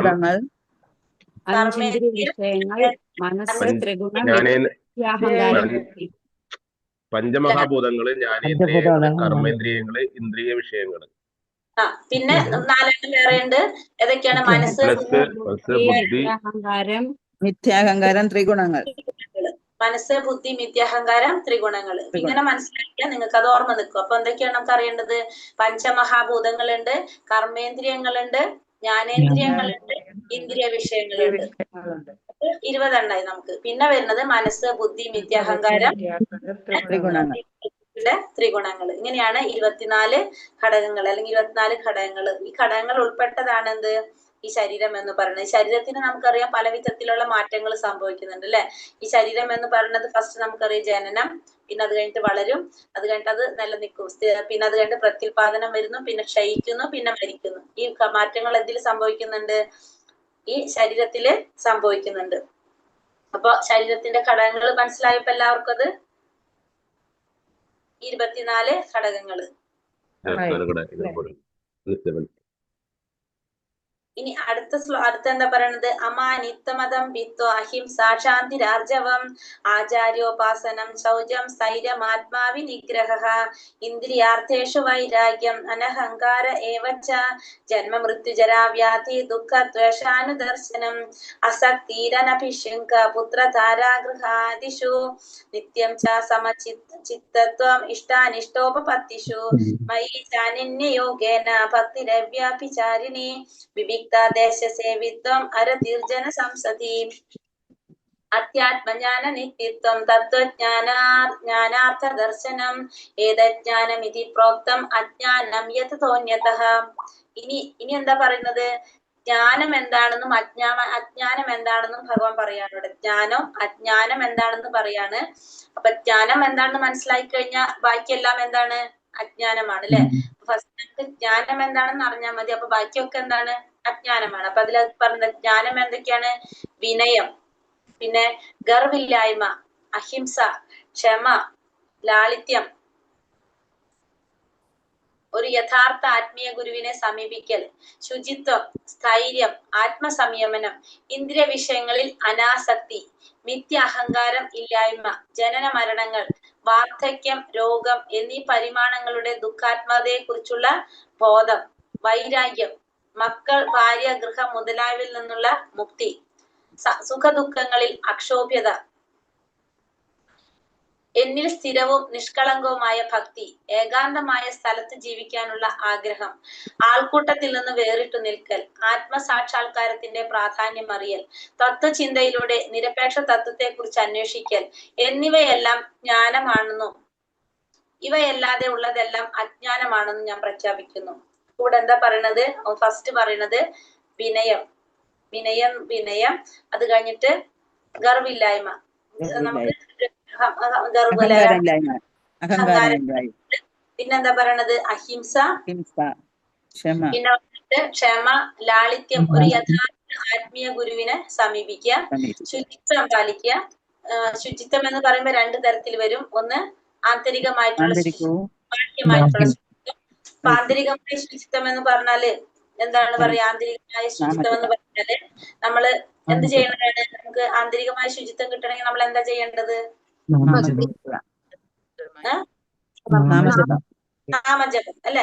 ആന്തരികമായ ശുചിത്വം എന്ന് വെച്ചിട്ടുണ്ടെങ്കിൽ നമുക്ക് അത് എങ്ങനെ ചെയ്യാൻ സാധിക്കും? നാമജപത്തിലൂടെ നമുക്ക് ചെയ്യാനായിട്ട് സാധിക്കുന്നതാണ് ആന്തരികമായ ശുചിത്വം എന്ന് പറയുന്നത്. ബാഹ്യമായ ശുചിത്വം എന്ന് വെച്ചിട്ടുണ്ടെങ്കിൽ നമ്മള് എന്താ പറയാ, ശരീരം വൃത്തിയാക്കുക, കാര്യങ്ങളൊക്കെ ചെയ്യുന്നതാണ് പറയുന്നത്. പിന്നെ അത് കഴിഞ്ഞിട്ട് സ്ഥൈര്യം എന്ന് പറഞ്ഞാൽ ആത്മീയ ജീവിതത്തില് മുന്നേറാനുള്ള ദൃഢനിശ്ചയം. ആ ദൃഢനിശ്ചയത്തിന് നമുക്ക് ആത്മീയ ജീവിതത്തിൽ മുന്നേറാനായിട്ടുള്ള ദൃഢനിശ്ചയത്തിന് നമുക്ക് എന്ത് പറയാം? സ്ഥൈര്യം എന്ന് പറയാൻ സാധിക്കും. പിന്നെ അടുത്തത് പറയുന്നത് ആത്മസംയമനം അല്ലെ. ആത്മസംയമനം എന്ന് വെച്ചിട്ടുണ്ടെങ്കില് ആത്മസംയമനം പാലിക്കുക അല്ലെ. നമുക്കതൊരു എന്താ പറയാ, അതിനെ ആത്മസംയമനം പാലിക്കുക എന്ന് പറഞ്ഞാല് കൺട്രോൾ ചെയ്യാനായിട്ട് നമ്മള്. പിന്നെ ഇന്ദ്രിയ വിഷയങ്ങളിൽ അനാസക്തി ഉണ്ടാവുക. നമുക്ക് ഇന്ദ്രിയ വിഷയങ്ങളിൽ നമുക്ക് എന്ത് ചെയ്യണം? അനാസക്തി നമുക്ക് ഉണ്ടാവണം. നമ്മൾ ഇന്ദ്രിയ വിഷയങ്ങളിൽ ഇന്ദ്രിയങ്ങളെ നിയന്ത്രിക്കാൻ നമുക്ക് സാധിക്കാം. പിന്നെ മിഥ്യാഹങ്കാരമില്ലായ്മ, പിന്നെന്താണ് പറയണത്? മിഥ്യാഹങ്കാരമില്ലായ്മ, ജനന മരണങ്ങൾ, വാർദ്ധക്യം, രോഗം എന്നീ പരിണാമങ്ങളുടെ ദുഃഖാത്മതയെ കുറിച്ചുള്ള ബോധം. അപ്പൊ നമ്മള് എപ്പോഴും നമുക്ക് മരിക്കുമല്ലോ, ജനന മരണങ്ങളെ കുറിച്ച് ചിന്തിക്കുക, വാർദ്ധക്യം ഉണ്ടാവുമല്ലോ, രോഗങ്ങൾ വരുമല്ലോ എന്നൊക്കെ നമ്മൾ എപ്പോഴും എന്താണ് അതിനെ കുറിച്ച് നമ്മള് ചിന്തിച്ചുകൊണ്ടിരിക്കില്ല. ഇത്തരം മാറ്റങ്ങൾ നമ്മുടെ ശരീരത്തിന് സംഭവിക്കുന്നതാണ്, നമുക്കറിയാം. അപ്പൊ നമ്മൾ ഇതിനെ കുറിച്ചുള്ള വേവലാതികൾ ഉണ്ടാവില്ല, നമ്മൾ അതിനെ കുറിച്ച് എപ്പോഴും ചിന്തിച്ചു കൊണ്ടിരിക്കുക. അപ്പൊ അതിൽ നിന്നുള്ള അങ്ങനത്തെ കാര്യങ്ങളെ കുറിച്ച് ബോധം, അത് നമ്മള് അങ്ങനത്തെ മാറ്റാം. പിന്നെ വൈരാഗ്യം എന്ന് പറഞ്ഞാൽ എന്താണ്? നമുക്ക് ഈ ഭൗതികമായ കാര്യങ്ങളോടുള്ള ഒരു അനാസക്തി എന്ന് പറയും. അതായത് നമുക്ക് ഇപ്പൊ നമ്മൾ ആദ്യം നമ്മൾ എങ്ങനെയാണ് നമ്മളൊരു നമ്മൾ ഗൃഹസ്ഥരായിട്ട് നമ്മൾ ജീവിച്ചുകൊണ്ട് പോകുമ്പോൾ നമുക്ക് ആഗ്രഹങ്ങളായിരിക്കില്ല. അപ്പൊ നമ്മളിപ്പോ ഒരു 1 കിട്ടിയാൽ നമുക്ക് 10 ഉണ്ടാക്കാൻ തോന്നും. നമുക്ക് അതിനോടൊരു ആസക്തി ഉണ്ടാകും. ഇപ്പൊ നമുക്കൊരു ചെറിയൊരു വീടാണെങ്കിൽ വലിയൊരു വീട് വയ്ക്കാൻ നമുക്ക് ആഗ്രഹം ഉണ്ടാകും. ചെറിയൊരു വണ്ടിയാണെങ്കിൽ വലിയൊരു വണ്ടി മേടിക്കാനായിട്ട്. അപ്പൊ ഇങ്ങനെ നമ്മൾ അതിൽ നമുക്ക് എന്തുണ്ടാക്കുക? വൈരാഗ്യം കൊണ്ടുവരാന്ന് പറഞ്ഞാല് നമുക്ക് നമ്മളെ ജീവിതം നിലനിർത്താൻ വേണ്ടിയിട്ട് നമുക്ക് ഈ ഭൗതിക ലോകത്ത് ജീവിക്കുമ്പോൾ നമുക്കൊരു ശരീരം ആവശ്യമാണ് കർമ്മങ്ങൾ ചെയ്യാനായിട്ട്. ഇപ്പൊ നമ്മൾ കഴിഞ്ഞ ശ്ലോകത്തിൽ കണ്ടു അല്ലെ, നമുക്ക് പ്രവർത്തിക്കാനായിട്ട് എന്ത് വേണം? ഒരു പ്രവർത്തന മണ്ഡലം വേണം. അതാണ് നമ്മുടെ ശരീരം എന്ന് പറയുന്നത്. അപ്പൊ അതിനെന്താവശ്യമാണ്? നമുക്ക് ബേസിക് ആയിട്ടുള്ള എല്ലാ കാര്യങ്ങളും നമുക്ക് വേണം. പക്ഷെ അതിനോട് കൂടുതൽ ആസക്തി വന്നാൽ നമുക്ക് എന്താ സംഭവിക്കുന്നത്? അത് ഭൗതികമായ ആസക്തി വരുമ്പോ നമ്മളെ ലക്ഷ്യം മാറിപ്പോകും. സ്വാഭാവികമായിട്ട് നമ്മളെ ലക്ഷ്യം എന്തായിട്ട് മാറും? അത് നേടിയെടുക്കാനുള്ള ശ്രമമായിട്ട് മാറും എപ്പോഴും. ഇപ്പൊ നമുക്ക് ആഗ്രഹങ്ങൾ കൂടുമ്പോ നമുക്ക് എന്ത് വേണം? പൈസ ഉണ്ടാക്കണം. അപ്പൊ പിന്നെ നമ്മുടെ ലക്ഷ്യം എന്തായിട്ട് മാറും? അങ്ങനത്തെ കാര്യങ്ങൾ തന്നെയായിട്ട് മാറും. അപ്പൊ സ്വാഭാവികമായിട്ടും നമ്മളെ സാക്ഷാത്കാരം ഇതൊക്കെ നമ്മളെ ജ്ഞാനം അതൊക്കെ നമ്മൾ വിട്ടുപോകും. അപ്പൊ അതുകൊണ്ട് നമുക്ക് എന്തുണ്ടാക്കണം? വൈരാഗ്യം ഉണ്ടാക്കാന്ന് പറഞ്ഞാല് അക്കാര്യങ്ങളോട് നമുക്കൊരു എന്തുണ്ടാക്കാം? ഒരു ചെറുതായിട്ട് അതിലൊരു വിരക്തി ഉണ്ടാക്കി കൊണ്ടുവരാം. അതാണ് പറയുന്നത്. പിന്നെ അടുത്തത് എന്താ പറയുന്നത്? വൈരാഗ്യം മക്കൾ, ഭാര്യ, ഗൃഹം മുതലായവയിൽ നിന്നുള്ള മുക്തി എന്ന് പറഞ്ഞ വീട് ഉപേക്ഷിച്ച് പോവാന്നല്ല പറയണത്. അതിൽ നമ്മൾ എന്തുണ്ടാകുക? ആസക്തി കുറയ്ക്കുക. നമ്മൾ അതിൽ ആസക്തി കുറയ്ക്കുക എന്ന് പറയാം നമുക്ക് അതിനോട്. അവരോട് സ്നേഹം ഇല്ലാത്തതെന്നല്ല പറയണത് നമുക്ക്. കാരണം സ്വാഭാവികമായിട്ടും നമുക്ക് എല്ലാവരോടും നമ്മളെ കുടുംബത്തിൽ നമുക്ക് ഇഷ്ടമാണ് അല്ലെ. പക്ഷെ നമ്മൾ എന്ത് ചെയ്തിരിക്കണം? ആത്മീയ പുരോഗതിക്ക് നമുക്ക് ബുദ്ധിമുട്ട് ഉണ്ടാകുമ്പോൾ നമ്മൾ എന്ത് ചെയ്യണം? അവിടെ നമ്മള് അവരെയും കൂടി ഇതിലേക്ക് കൊണ്ടുവരാനായിട്ട് നമ്മൾ ശ്രമിക്കും അല്ലെ. അങ്ങനെ നമ്മൾ ചെയ്യാം. അതല്ലെങ്കിൽ നമുക്ക് തടസ്സമില്ലാത്തിട്ട്, അതായത് ഈ അവര് പറയുന്നതിനനുസരിച്ച് നമ്മളത് മാറാതിരിക്കുക. അതാണ് അവിടെ മുക്തി. ആത്മീയ ഭാര്യ നിന്നുള്ള മുക്തി എന്ന് പറഞ്ഞാൽ ഇപ്പൊ നമുക്ക് ആഗ്രഹമുണ്ട് ഇതൊക്കെ ചെയ്യാനായിട്ട്. ഇപ്പൊ നമ്മുടെ വീട്ടില് നമ്മളെ ഭർത്താവ് അല്ലെങ്കിൽ മക്കളോ അത് സമ്മതിക്കുന്നില്ല. അപ്പൊ നമ്മൾ എന്ത് ചെയ്യാ? നമ്മളത് ഫുള്ള് സ്റ്റോപ്പ് ചെയ്തിട്ട് അവരുടെ കൂടെ അവര് പറയുന്നത് മാത്രം അനുസരിക്കുക. അപ്പൊ എന്താണ് ചെയ്യുന്നത്? നമ്മള് അതിൽ നിന്ന് മാറിപ്പോയി നമ്മളപ്പോ. അത് നമ്മൾ അജ്ഞാനായിട്ട് മാറി. കാരണം നമുക്ക് ഭഗവാനെ കുറിച്ച് അറിയാൻ ആഗ്രഹമുണ്ട്. പക്ഷെ നമ്മൾ അവരോടുള്ള അമിതമായിട്ടുള്ള ഒരു ആഗ്രഹം കൊണ്ട് നമ്മൾ എന്ത് ചെയ്യാണ്? നമ്മളത് മാറാണ് ചെയ്യണത്. അപ്പൊ നമ്മൾ എന്ത് ചെയ്യണം? നമ്മള് ഈ കാര്യങ്ങള് ഭഗവാന്റെ കാര്യങ്ങളാവുമ്പോൾ നമ്മൾ എന്ത് ചെയ്യണം? അത് അവരുടെ പറഞ്ഞ് മനസ്സിലാക്കി നമ്മൾ എന്ത് ചെയ്യണം? നമ്മൾ ഈ ചെയ്യുന്ന പ്രവൃത്തിയിൽ മുന്നോട്ട് പോകണം നമ്മൾ. അപ്പൊ അതാണ് പറയുന്നത്. നമ്മൾ എന്ത് വേണം? അവരിൽ നിന്നുള്ള മുക്തി എന്ന് ഉദ്ദേശിക്കുന്നത് അങ്ങനെയാണ്. സുഖദുഃഖങ്ങളിൽ അക്ഷോഭ്യത. പിന്നത്തെ പറഞ്ഞാണ് സുഖ ദുഃഖങ്ങളില് അക്ഷോഭ്യത. സുഖദുഃഖങ്ങളിൽ അക്ഷോഭ്യത. സുഖവും ദുഃഖവും എല്ലാം എങ്ങനെയാണ്? ഒരേപോലെ നമുക്ക് കാണാം. പിന്നെ എന്നിൽ സ്ഥിരവും നിഷ്കളങ്കവുമായ ഭക്തി. ഭഗവാനിൽ എന്താണ്? സ്ഥിരമായിട്ടുള്ളത് നിഷ്കളങ്കമായിട്ടുള്ള ഭക്തി. എന്തുണ്ടാവാൻ പാടില്ല? അവിടെ ചാഞ്ചല്യം ഉണ്ടാവാൻ പാടില്ല. നമുക്ക് മാറിക്കൊണ്ടിരിക്കാൻ പാടില്ല. ഏകാന്തമായ സ്ഥലത്ത് ജീവിക്കാനുള്ള ആഗ്രഹം. അതായത് ഭഗവാനെ നമുക്ക് കൂടുതൽ വേണ്ടിയിട്ട് നമുക്ക് എന്ത് തോന്നാണ്? ഭഗവാനെ കുറിച്ച് അറിയാനുള്ള അവസരങ്ങൾ നമ്മൾ കൂടുതൽ ആഗ്രഹിക്കുക. ആൾക്കൂട്ടത്തിൽ നിന്ന് വേറിട്ട് നിൽക്കുക. ആൾക്കൂട്ടത്തിൽ നിന്ന് വേറിട്ട് നിൽക്കാൻ ഉദ്ദേശിക്കുന്നത് എങ്ങനെയുള്ളവരാണ്? അഭക്തന്മാരുമായിട്ട്, ഭക്തി ഇല്ലാത്തവർ അല്ലെങ്കിൽ ഭഗവാനെ കുറിച്ച് അറിയാൻ ആഗ്രഹിക്കാത്ത ഒരു കൂട്ടം ജനങ്ങളുണ്ടല്ലോ, അവരിൽ നിന്ന് വേറിട്ട് നിൽക്കുക. ആത്മസാക്ഷാത്കാരത്തിന്റെ പ്രാധാന്യത്തെ കുറിച്ച് മനസ്സിലാക്കുക. ആത്മസാക്ഷാത്കാരം നേടുന്നതിന്റെ ഗുണങ്ങൾ, പിന്നെ അതിന്റെ പ്രാധാന്യം എന്താണെന്ന് മനസ്സിലാക്കുക. തത്വചിന്തയിലൂടെ നിരപേക്ഷ തത്വത്തെ കുറിച്ച്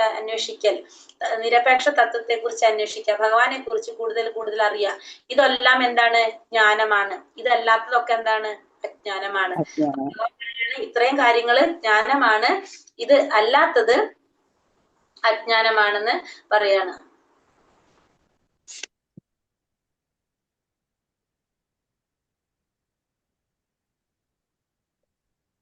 അപ്പൊ ഇതില് നമുക്ക് സംശയം തോന്നുന്ന ഒരു കാര്യം ഇവിടെ ഏതാണ്?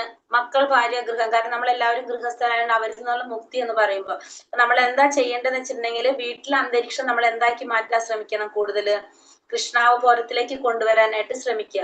അപ്പൊ അങ്ങനെ ചെയ്യുമ്പോ നമുക്ക് എന്താ സംഭവിക്കുന്നത്? ആ വീട്ടിൽ മുഴുവനും ഭഗവാൻ, കൃഷ്ണൻ എന്ന് വെച്ചാൽ എല്ലാവരെയും ആകർഷിക്കുന്നവനാണ് അല്ലെ. അപ്പൊ ഭഗവാന്റെ നാമം ജപിക്കുന്ന ഒരു സ്ഥലത്ത് എപ്പോഴും എന്ത് നിലനിൽക്കും? സന്തോഷം നിലനിൽക്കും, ഐശ്വര്യം നിലനിൽക്കും. കാരണം എന്താണ്? ഭഗവാൻ അവിടെ ഉണ്ടെങ്കിൽ ആരും കൂടി ഉണ്ടാവും? ആരും കൂടി അടുത്ത് ആരുണ്ടാവും? ഭാര്യ ഉണ്ടാവും അല്ലെ. ആരാണ്? ലക്ഷ്മി ദേവി. ദേവി. അപ്പൊ അപ്പൊ അത് നമ്മളെപ്പോഴും ശ്രദ്ധിക്കേണ്ടത് അതാണ്. കാരണം നമ്മൾ എന്ത് ചെയ്യാ, വീട്ടിൽ നമ്മൾ എപ്പോഴും ആ ഒരു അന്തരീക്ഷം ഉണ്ടാക്കിയെടുക്കാനായിട്ട് ശ്രമിക്കുക. എല്ലാവരെയും ഭഗവാന്റെ നാമം ജപിക്കാനായിട്ട്. അവർക്കിപ്പോ ഭഗവാനോട് അത്രയും ആഗ്രഹമൊന്നും ഉണ്ടാവണമെന്നില്ല, പക്ഷെ ഭഗവാന്റെ നാമം ജപിക്കുമ്പോ എന്താ ഗുണം എന്ന് വെച്ചിട്ടുണ്ടെങ്കിൽ നമ്മൾ പറഞ്ഞ പോലെ നമ്മളെ വീട്ടിൽ ആ സന്തോഷം സമാധാനം കിട്ടും നമ്മൾ പറയുന്നുണ്ടല്ലോ. അത് എന്തുകൊണ്ടാണ് നമ്മളത് പറയുന്നത്? കാരണം നമ്മളത് ചെയ്യും തോറും നമ്മളെ വീട്ടില് നമ്മൾ പറഞ്ഞല്ലേ, ഭൗതികമായിട്ടുള്ള നമ്മുടെ ആഗ്രഹങ്ങള് നമുക്ക് വേണ്ടത് ഭഗവാൻ തരുകയും ചെയ്യും, നമുക്കുള്ളത് നിലനിർത്തി തരും. നമ്മൾ കണ്ടില്ല, നമുക്ക് ആവശ്യമുള്ളത് തരും, വേണ്ടാത്തതാണെങ്കിൽ എടുത്ത് കളയും, അല്ലെങ്കിൽ നമുക്ക് വേണ്ടത് നിലനിർത്തി തരും നമ്മൾ കണ്ടു. കാരണം ഓട്ടോമാറ്റിക്കലി ഭഗവാൻ ഉണ്ടെങ്കിൽ അവിടെ ആര് കൂടിയുണ്ട്? ലക്ഷ്മി ദേവി കൂടിയുണ്ട്. ഭാര്യ പോകുന്നിടത്ത് ഭർത്താവ് പോകണമെന്നില്ല, പക്ഷെ ഭർത്താവിന്റെ കൂടെ ആരുണ്ടാവും? ഭാര്യ ഉണ്ടാവും അല്ലെ? ഭാര്യനെ നമ്മള് ഭർത്താവിനെ വിളിച്ച ഭാര്യയും കൂടി പോകും, പക്ഷെ ഭാര്യ വിളിച്ചു കഴിഞ്ഞാൽ ചിലപ്പോ അവിടെ ഭാര്യ മാത്രമേ പോകുന്നുണ്ടാവുള്ളൂ. എപ്പോഴും നമ്മള് എന്താണ് ചിന്തിക്കേണ്ടത്? ഭഗവാനെ നാമം ചൊല്ല. അപ്പൊ ഈ ഒരു അന്തരീക്ഷത്തിലേക്ക് നമ്മൾ ഉണ്ടാക്കി എടുത്തു കഴിഞ്ഞാൽ നമുക്ക് എന്താണ്, ആ വീട് ശരിക്കും എന്താക്കി മാറ്റാൻ പറ്റും? ഒരു അമ്പലാക്കി മാറ്റാൻ പറ്റും. അങ്ങനെ ആയിരിക്കണം നമ്മൾ ചെയ്യുക. പിന്നെ അതുപോലെ തന്നെ ഭഗവത്ഗീത, ഭാഗവതം പോലുള്ള ഗ്രന്ഥങ്ങളൊക്കെ വായിക്കുക. വിഗ്രഹാരാധന അതായത് പൂജകൾ ചെയ്യാൻ സാധിക്കുന്ന ഒരു പൂജ ചെയ്യുക, കീർത്തനം ചെയ്യുക. വിഗ്രഹാരാധന വെച്ചാൽ വിഗ്രഹം വെച്ച് പൂജിക്കാനല്ല പറയുന്നത്. ഭഗവാന്റെ നമ്മളിപ്പോ ഫോട്ടോസ് വെക്കുക, ഫോട്ടോസ് ആണ് വെക്കേണ്ടത്. ശരിക്കും വിഗ്രഹങ്ങളല്ല നമ്മൾ വെക്കേണ്ട. വീട്ടില് ഫോട്ടോസ് വെച്ചിട്ട് നമ്മൾ ആരാധിക്കുക. അങ്ങനെ ആയിരിക്കണം ചെയ്യേണ്ടത്. നമ്മൾ ഇത് മനസ്സിലായല്ലോ? ഇനി അടുത്തത് അപ്പൊ ഇതിൽ നമ്മൾ പറഞ്ഞല്ലോ, നമ്മൾ എന്തിൽ നിന്നുള്ള ഇത് പറഞ്ഞു, നമ്മൾ ഇതിൽ പറഞ്ഞ ഒരു സെന്റൻസ് പറഞ്ഞല്ലോ, ജനന മരണങ്ങൾ, വാർദ്ധക്യം, രോഗ്യം, ഇതിനെ കുറിച്ചുള്ള ദുഃഖാത്മത, ആ ഒരു പരിണാമങ്ങളുടെ ദുഃഖാത്മതയെ കുറിച്ചുള്ള ബോധം. നമുക്കറിയാം നമ്മളെ ശരീരത്തിന് പലവിധ മാറ്റങ്ങൾ വന്നുകൊണ്ടിരിക്കുന്നതാണ് അല്ലെ. അതായത് ജന്മ, മൃത്യു, ജരാവിധി. നമ്മളെ ശരീരത്തിന് സംഭവിക്കുന്നത് എങ്ങനെയാണ്? നമ്മൾ ജന്മം എടുക്കും, പിന്നെ അതുപോലെ തന്നെ നമുക്ക് ജരാനരകൾ ബാധിക്കും, പിന്നെ അസുഖങ്ങൾ വരും, പിന്നെ നമുക്ക് മരണം സംഭവിക്കും. അപ്പൊ ഈ ജന്മ, മൃത്യു, ജരാവ്യാധി ഇത് നമ്മൾ അനുഭവിക്കുന്നതാണ്. നമുക്ക് ഇതിൽ നിന്നുള്ള മോചനം ഉണ്ടാകുക. അതായത് നമ്മൾ ഇത്തരം കാര്യങ്ങൾ നമ്മൾ ഭഗവാനിലേക്ക് അടുക്കും തോറും പിന്നെ നമുക്ക് ഇതൊന്നും എന്തുണ്ടാവില്ല, ഇതിനെ കുറിച്ചുള്ള ഒരു ചിന്ത നമുക്ക് ഉണ്ടാകില്ല. ഇതൊക്കെ സംഭവിച്ചുകൊണ്ടിരിക്കും ജന്മ, മൃത്യു, ജരാവ്യാധിയിൽ നിന്ന്. പിന്നെ ഇതേപോലെ തന്നെ നമുക്കറിയാം നമ്മളെ ജന്മ, മൃത്യു, ജരാവ്യാധി, പിന്നെ നമ്മുടെ ശരീരത്തിന് വരുന്ന മാറ്റങ്ങൾ, അതിനെ കുറിച്ച് നമ്മൾ എപ്പോഴും ചിന്തിക്കില്ല. കാരണം വെച്ചപ്പോ നമുക്കറിയാം നമ്മൾ ഒരു നല്ല പ്രായത്തിൽ നമ്മളെപ്പോഴും കാണാൻ നല്ല ഭംഗിയില്, നല്ല കുറെ ഇതൊക്കെ ആയിട്ട് നല്ല ഭംഗിയിൽ ഒരു ആക്ട്രസ് ആണ് ഇതില്. പക്ഷെ നമുക്ക് ശരീരത്തിന് മാറ്റം വരുന്നതിനനുസരിച്ച് എന്താണ്, നമ്മുടെ മുടിയൊക്കെ പോയി സ്കിന്നൊക്കെ ചുളിഞ്ഞ് ആ ഒരു രീതിയിൽ നമ്മൾ മാറാണ്. പക്ഷെ എന്താണ്, ഇത്തരം മാറ്റങ്ങളിലൂടെ നമ്മുടെ ശരീരം കടന്നു പോകുന്നതാണ്. പക്ഷെ നമുക്ക് അതിൽ എന്തുണ്ടാവില്ല, നമുക്കൊരു ചിന്തയും ഉണ്ടാവില്ല അതിനെ പറ്റിയിട്ട്. പിന്നെന്താണ്, ആധ്യാത്മിക ജീവിത പുരോഗതിക്ക് ഒഴിച്ചുകൂടാത്ത ഒന്നാണ് ശൗചം. ശൗചം രണ്ടു വിധമുണ്ട്, ബാഹ്യമായിട്ടുള്ളതും ആഭ്യന്തരമായിട്ടുള്ള ശൗചം. ബാഹ്യ ശൗചം കുളി കൊണ്ട് തന്നെ നിറവേറ്റാം. ആന്തരമായതിന് നിരന്തരം കൃഷ്ണസ്മരണയും ഹരേ കൃഷ്ണ കൃഷ്ണ കൃഷ്ണ ഹരേ ഹരേ ഹരേ രാമ രാമ രാമ ഹരേ ഹരേ എന്ന മന്ത്രജപവുമാണ് ഉപാധികൾ. മനസ്സിൽ അടിഞ്ഞുകൂടിയ മുൻജന്മ കർമ്മങ്ങളുടെ പൊടിപടലങ്ങളെ ഈ പ്രക്രിയ കൊണ്ട് തുടച്ചു മാറ്റാൻ കഴിയും. അപ്പൊ നമുക്കിത് കളയാൻ എന്ത് ചെയ്യാം? മുൻജന്മ കർമ്മങ്ങളുടെ പൊടിപടലങ്ങളെ ഈ പ്രക്രിയ കൊണ്ട് തുടച്ചു മാറ്റാനായിട്ട് നമുക്ക് സാധിക്കുന്നവരാണ്. അപ്പൊ മനസ്സിൽ അടിഞ്ഞുകൂടിയിട്ടുള്ള മുൻജന്മ കർമ്മങ്ങളുടെ പൊടിപടലങ്ങളെ തുടച്ചു മാറ്റാൻ നമുക്ക് എങ്ങനെ സാധിക്കും? ഭഗവാന്റെ നാമം ജപിക്കുന്നത് കൊണ്ട്, നിരന്തരം കൃഷ്ണന്റെ സ്മരണ, പിന്നെ അതുപോലെ തന്നെ അതെന്താ പറഞ്ഞ ഭഗവാന്റെ സ്മരണ, നാമം ജപിക്കുന്നത് കൊണ്ട് നമുക്ക് എന്ത് ചെയ്യാൻ സാധിക്കും? നമ്മളെ ഉള്ളിൽ അടിഞ്ഞുകൂടിയിട്ടുള്ള പൊടിപടലങ്ങളെ നമുക്ക് ഇല്ലാതാക്കാനായിട്ട് സാധിക്കും. അപ്പൊ അതിനെന്താ ചെയ്യേണ്ടത്? ഭഗവാന്റെ സ്മരണ, ഹരേകൃഷ്ണ മഹാമന്ത്രം ജപിക്കുക. സർവേന്ദ്രിയാഗുണാഭാസം സർവേന്ദ്രിയാവിവർജിതം അസക്തം സർവഭൃച്ചൈവ നിർഗുണം ഗുണഭോക്തിച്ച. സർവ ഇന്ദ്രിയങ്ങളുടെ ഉൽപ്പത്തി സ്ഥാനമാണ് പരമാത്മാവ്. എന്നിരുന്നാലും അവിടത്തേക്ക് ഇന്ദ്രിയങ്ങളില്ല. സകല ജീവജാലങ്ങളെയും നിലനിർത്തി പോരുന്നെങ്കിലും അനാസക്തനാണ്, ത്രിഗുണാതീതനും അതേസമയം തന്നെ ഭൗതിക പ്രകൃതിയുടെ ത്രിഗുണങ്ങളുടെ യജമാനനുമാണ് അദ്ദേഹം. അപ്പൊ സർവ ഇന്ദ്രിയങ്ങളുടെയും ഉൽപ്പത്തി സ്ഥാനം ആരാണ്? പരമാത്മാവ്, ഭഗവാനാണ്. പക്ഷെ എന്നാലും ഭഗവാൻ എന്തില്ല? ഇന്ദ്രിയങ്ങളില്ല. അപ്പൊ അതുകൊണ്ട് ഭഗവാൻ ഇന്ദ്രിയങ്ങളുടെ നാഥനായതുകൊണ്ട് ഭഗവാൻ എന്തെന്നും കൂടി പറയുന്നുണ്ട് നമ്മള്. ഒരു പേരെന്താ ഭഗവാന്റെ? അറിയാവോ? ഋഷികേശൻ. ഭഗവാൻ എന്താ വിളിക്കുന്നത്? ഋഷികേശൻ. ഇന്ദ്രിയങ്ങളുടെ നാഥനായതുകൊണ്ട് ഭഗവാൻ ഋഷികേശൻ എന്നറിയപ്പെടും. അപ്പൊ എല്ലാത്തിന്റെ ഉൽപ്പത്തി സ്ഥാനം ഭഗവാനാണ്. എന്നിരുന്നാലും ഭഗവാൻ ഇന്ദ്രിയങ്ങളില്ല. സകല ജീവജാലങ്ങളെയും നിലനിർത്തി പോരുന്നെങ്കിലും അനാസക്തനാണ് ഭഗവാൻ.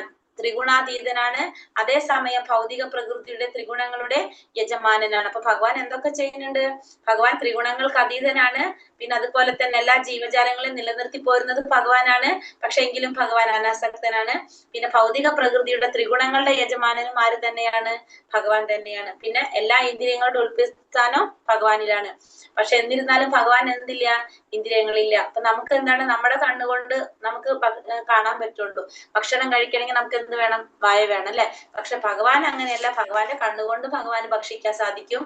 ഭഗവാൻ എല്ലാ ഇന്ദ്രിയങ്ങളും എല്ലാ പ്രവർത്തികളും ഏതുകൊണ്ട് എങ്ങനെയും ചെയ്യാനായിട്ട് സാധിക്കും. നമ്മളെ പോലെയല്ല ഭഗവാന്റെ. ജ്യോതിഷാമപി തജ്ജ്യോതി. ഒരു മിനിറ്റ്.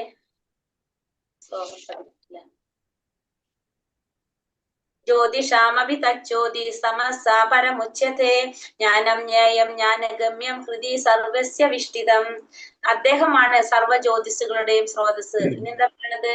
എല്ലാ ജ്യോതിസുകളുടെയും സർവ്വ ജ്യോതിസുകളുടെയും സ്രോതസ് ആരാണ്? ഭഗവാനാണ്. അപ്പൊ എല്ലാ ജ്യോതിസിന്റെയും ഉറവിടം ഭഗവാനാണെന്ന് പറയുന്നു. പദാർത്ഥനിഷ്ഠമായ തമസിനെ അതിക്രമിച്ചു നിൽക്കുന്നതും അവ്യക്തമായിട്ടുള്ളതും അവിടുന്ന് തന്നെ. അപ്പൊ പദാർത്ഥനിഷ്ഠമായിട്ടുള്ള തമസിനെ അതിക്രമിച്ച് നിൽക്കുന്നതും ഭഗവാനാണ്, അവ്യക്തമായിട്ടുള്ളതും ഭഗവാൻ തന്നെയാണ്. അറിവും അറിയേണ്ടുന്നതും അറിവിന്റെ ലക്ഷ്യവും സർവ്വഹൃദയങ്ങളിലും കുടികൊള്ളുന്നതും ആ പരമപുരുഷനാണ്. അപ്പൊ അറിയേണ്ടത് ആരെ കുറിച്ചാണ്? ഭഗവാനെ കുറിച്ചാണ്. അറിവിന്റെ ലക്ഷ്യം ആരാണ്? ഭഗവാനാണ്. അവ്യക്തമായിട്ടുള്ളതും ആര് തന്നെയാണ്? ഭഗവാൻ തന്നെയാണ്. അപ്പൊ അവ്യക്തമായിട്ടുള്ളതും അറിവും ഭഗവാനാണ്, അറിയേണ്ടതും ഭഗവാനാണ്, അറിവിന്റെ ലക്ഷ്യവും ഭഗവാനാണ്. അപ്പൊ അറിവ് എന്ന് വെച്ചാൽ എന്താണ്? വേദം എന്ന് വെച്ചാല് നമ്മൾ പറഞ്ഞ അറിവ് അല്ലെ? അപ്പൊ വേദങ്ങള് എല്ലാം നമ്മൾ അതും പറഞ്ഞു, അതും നമുക്കറിയാം. എല്ലാ വേദങ്ങളുടെ ഉറവിടം ആരിൽ നിന്നാണ്? ഭഗവാനിൽ നിന്നാണ് വന്നിരിക്കുന്നത്. അപ്പൊ എല്ലാതും അറിവ് ഭഗവാനാണ്, അറിയേണ്ടത് ഭഗവാനെ കുറിച്ചാണ്, അറിവിന്റെ ലക്ഷ്യം ആരാണ്? ഭഗവാനാണ്. എല്ലാ ഹൃദയങ്ങളിലും കുടികൊള്ളുന്ന ആ പരമപുരുഷനാണ് എല്ലാത്തിന്റെ ഉറവിടം എന്ന് പറയാം. നമുക്ക് എല്ലാത്തിന്റെ ലക്ഷ്യം ആര് തന്നെയാണ്? ഭഗവാൻ തന്നെയാണ്. തമസിനെ, ഇരുട്ടിനെ അതിക്രമിച്ച് നിൽക്കുന്നതും ഭഗവാനാണ്. കാരണം ഭഗവാന്റെ എന്താണ് ശരീരത്തിൽ വരുന്ന ജ്യോതിസ്, അത് ആ ജ്യോതിസാണ് എന്ത് നിൽക്കുന്നത്? വൈകുണ്ഠ ലോകങ്ങളിലൊക്കെ സ്വയം പ്രകാശിതമാണ്. കാരണം ഭഗവാന്റെ ആ ബ്രഹ്മജ്യോതിയാണ് പ്രകാശിക്കുന്ന പറഞ്ഞില്ല. അപ്പൊ അറിയേണ്ടതും അറിവിന്റെ ലക്ഷ്യവും എല്ലാതും പരമപുരുഷനാണെന്ന് ഇവിടെ പറയാണ്. പുരുഷ പ്രകൃതി സോഹി ഭുക്തേ പ്രകൃതി ജാൻ ഗുണാൻ കാരണം ഗുണസംകസ്യ സത് അസത്യോനി ജന്മസു. ഭൗതിക പ്രകൃതിയിൽ ജീവാത്മാവ് പ്രകൃതിയുടെ ത്രിഗുണങ്ങൾ അനുഭവിച്ചുകൊണ്ടുള്ള ജീവിത രീതി കൈക്കൊള്ളുന്നു. ഭൗതിക പ്രകൃതിയുമായുള്ള സമ്പർക്കത്താലാണിത്. അങ്ങനെ നല്ലതും ചീത്തയുമായ നാനാ യോനികളിൽ ജീവൻ പിറവിയെടുക്കുന്നു.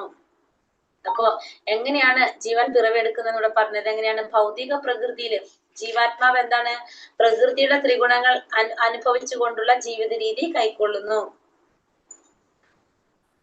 അപ്പൊ ഇവിടെ എന്താ പറഞ്ഞത്? നമുക്ക് ഈ ഭൗതിക പ്രകൃതിയിൽ ജീവാത്മാവ് ശരിക്കും എങ്ങനെയാണ്? ഭഗവാനെ പോലെ തന്നെയാണ് അല്ലെ? അതായത് നമ്മൾ പറഞ്ഞു നാശമില്ലൊരിക്കലും, അജനാണ്, നിത്യനാണ് ജീവാത്മാവ്. പക്ഷെ എന്താ സംഭവിക്കുന്നത്? ഈ ഭൗതിക പ്രകൃതിയില് ആ ജീവാത്മാവ് ജന്മം എടുക്കുമ്പോ, ആ ജീവാത്മാവ് ഭൗതിക പ്രകൃതിയിലേക്ക് കടക്കുമ്പോ ആ ഭൗതിക പ്രകൃതിയുടെ ത്രിഗുണങ്ങള്, 3 ഗുണങ്ങളെ കുറിച്ച് നമ്മൾ പറഞ്ഞിട്ടുണ്ടായിരുന്നു. ഏതാണ്? സത്വ ഗുണം, രജോ ഗുണം, തമോ ഗുണം.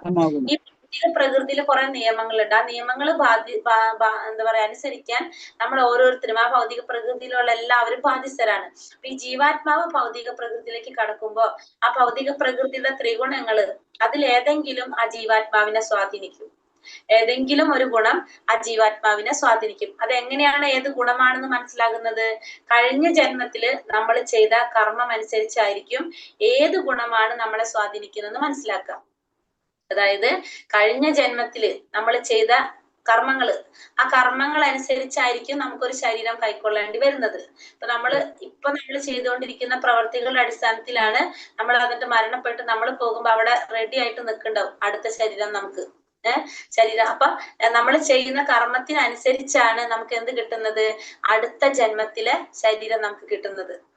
അപ്പൊ അങ്ങനെ ശരീരം കിട്ടുമ്പോ ഈ ഭൗതിക പ്രകൃതിയിൽ നമുക്ക് എന്താ സംഭവിക്കും? നമ്മൾ ഈ ശരീരം കിട്ടിക്കഴിഞ്ഞാൽ നമ്മൾ ചെയ്ത കർമ്മത്തിന്റെ ഫലം അനുഭവിക്കുന്നത് എവിടെയാണ്? ഇത് മുഴുവനും നടക്കുന്നത് ഈ ഭൗതിക പ്രകൃതിയിലാണ് അല്ലെ?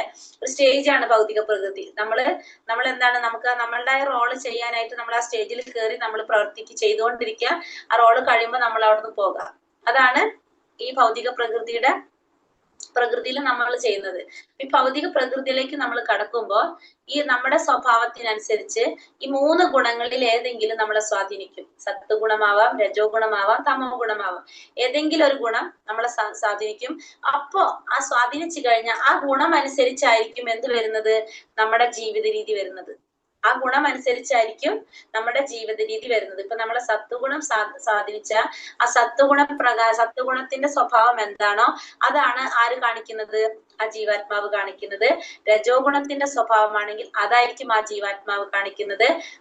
തമോ ഗുണത്തിന്റെ സ്വഭാവമാണെങ്കിൽ അതായിരിക്കും ആ ജീവാത്മാവ് കാണിക്കുക. അപ്പൊ ഏത് ഗുണമാണോ സ്വാധീനിക്കുന്നത് അതനുസരിച്ചുള്ള ജീവിത രീതിയാണ് ആര് കൈക്കൊള്ളുന്നത്, അവിടെ ആ ജീവാത്മാവ് കൈക്കൊള്ളുന്നത്. അപ്പൊ ഭൗതിക പ്രകൃതിയുമായുള്ള സമ്പർക്കത്താലാണിത് ഇങ്ങനെ നല്ലതും ചീത്തയുമായ നാനാ യോനികളിൽ ജീവൻ പിറവിയെടുക്കുന്നത്. അങ്ങനെ ഈ ഭൗതിക പ്രകൃതിയില് നല്ലതോ ചീത്തയായിട്ടുള്ള പല പല യോനികളിൽ 84 ലക്ഷം ജീവഗണങ്ങളുണ്ട്. അതിൽ ഏതില് വേണമെങ്കിലും നമുക്ക് എന്ത് ചെയ്യാം, നമുക്ക് ജന്മം എടുക്കാനായിട്ട് സാധിക്കും. ഈ ശ്ലോകത്തിലൂടെ നമുക്ക് എന്താ മനസ്സിലാക്കുന്ന സാധിക്കുന്നത്, എങ്ങനെയാണ് ജീവാത്മാവ് അടുത്ത ശരീരം സ്വീകരിക്കുന്നത് നമുക്കിവിടെ മനസ്സിലാക്കാൻ സാധിക്കുന്നത് അല്ലെ.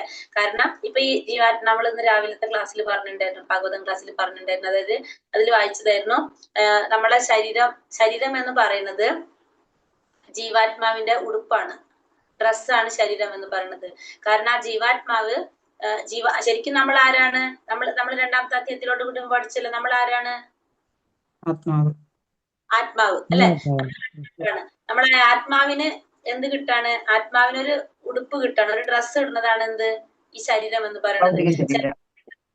ഡ്രസ്സ് ഒരു മനുഷ്യന്റെ രൂപത്തിലുള്ള ഡ്രസ്സാകുമ്പോ മനുഷ്യനായി, ഒരു നായയുടെ രൂപത്തിലാകുമ്പോ അത് നായയായി, ഒരു പശുവിന്റെ രൂപത്തിലാകുമ്പോ ഒരു പശുവായി. അപ്പൊ അതായത് ശരിക്കും എന്താണ്, ആത്മാവാണ്.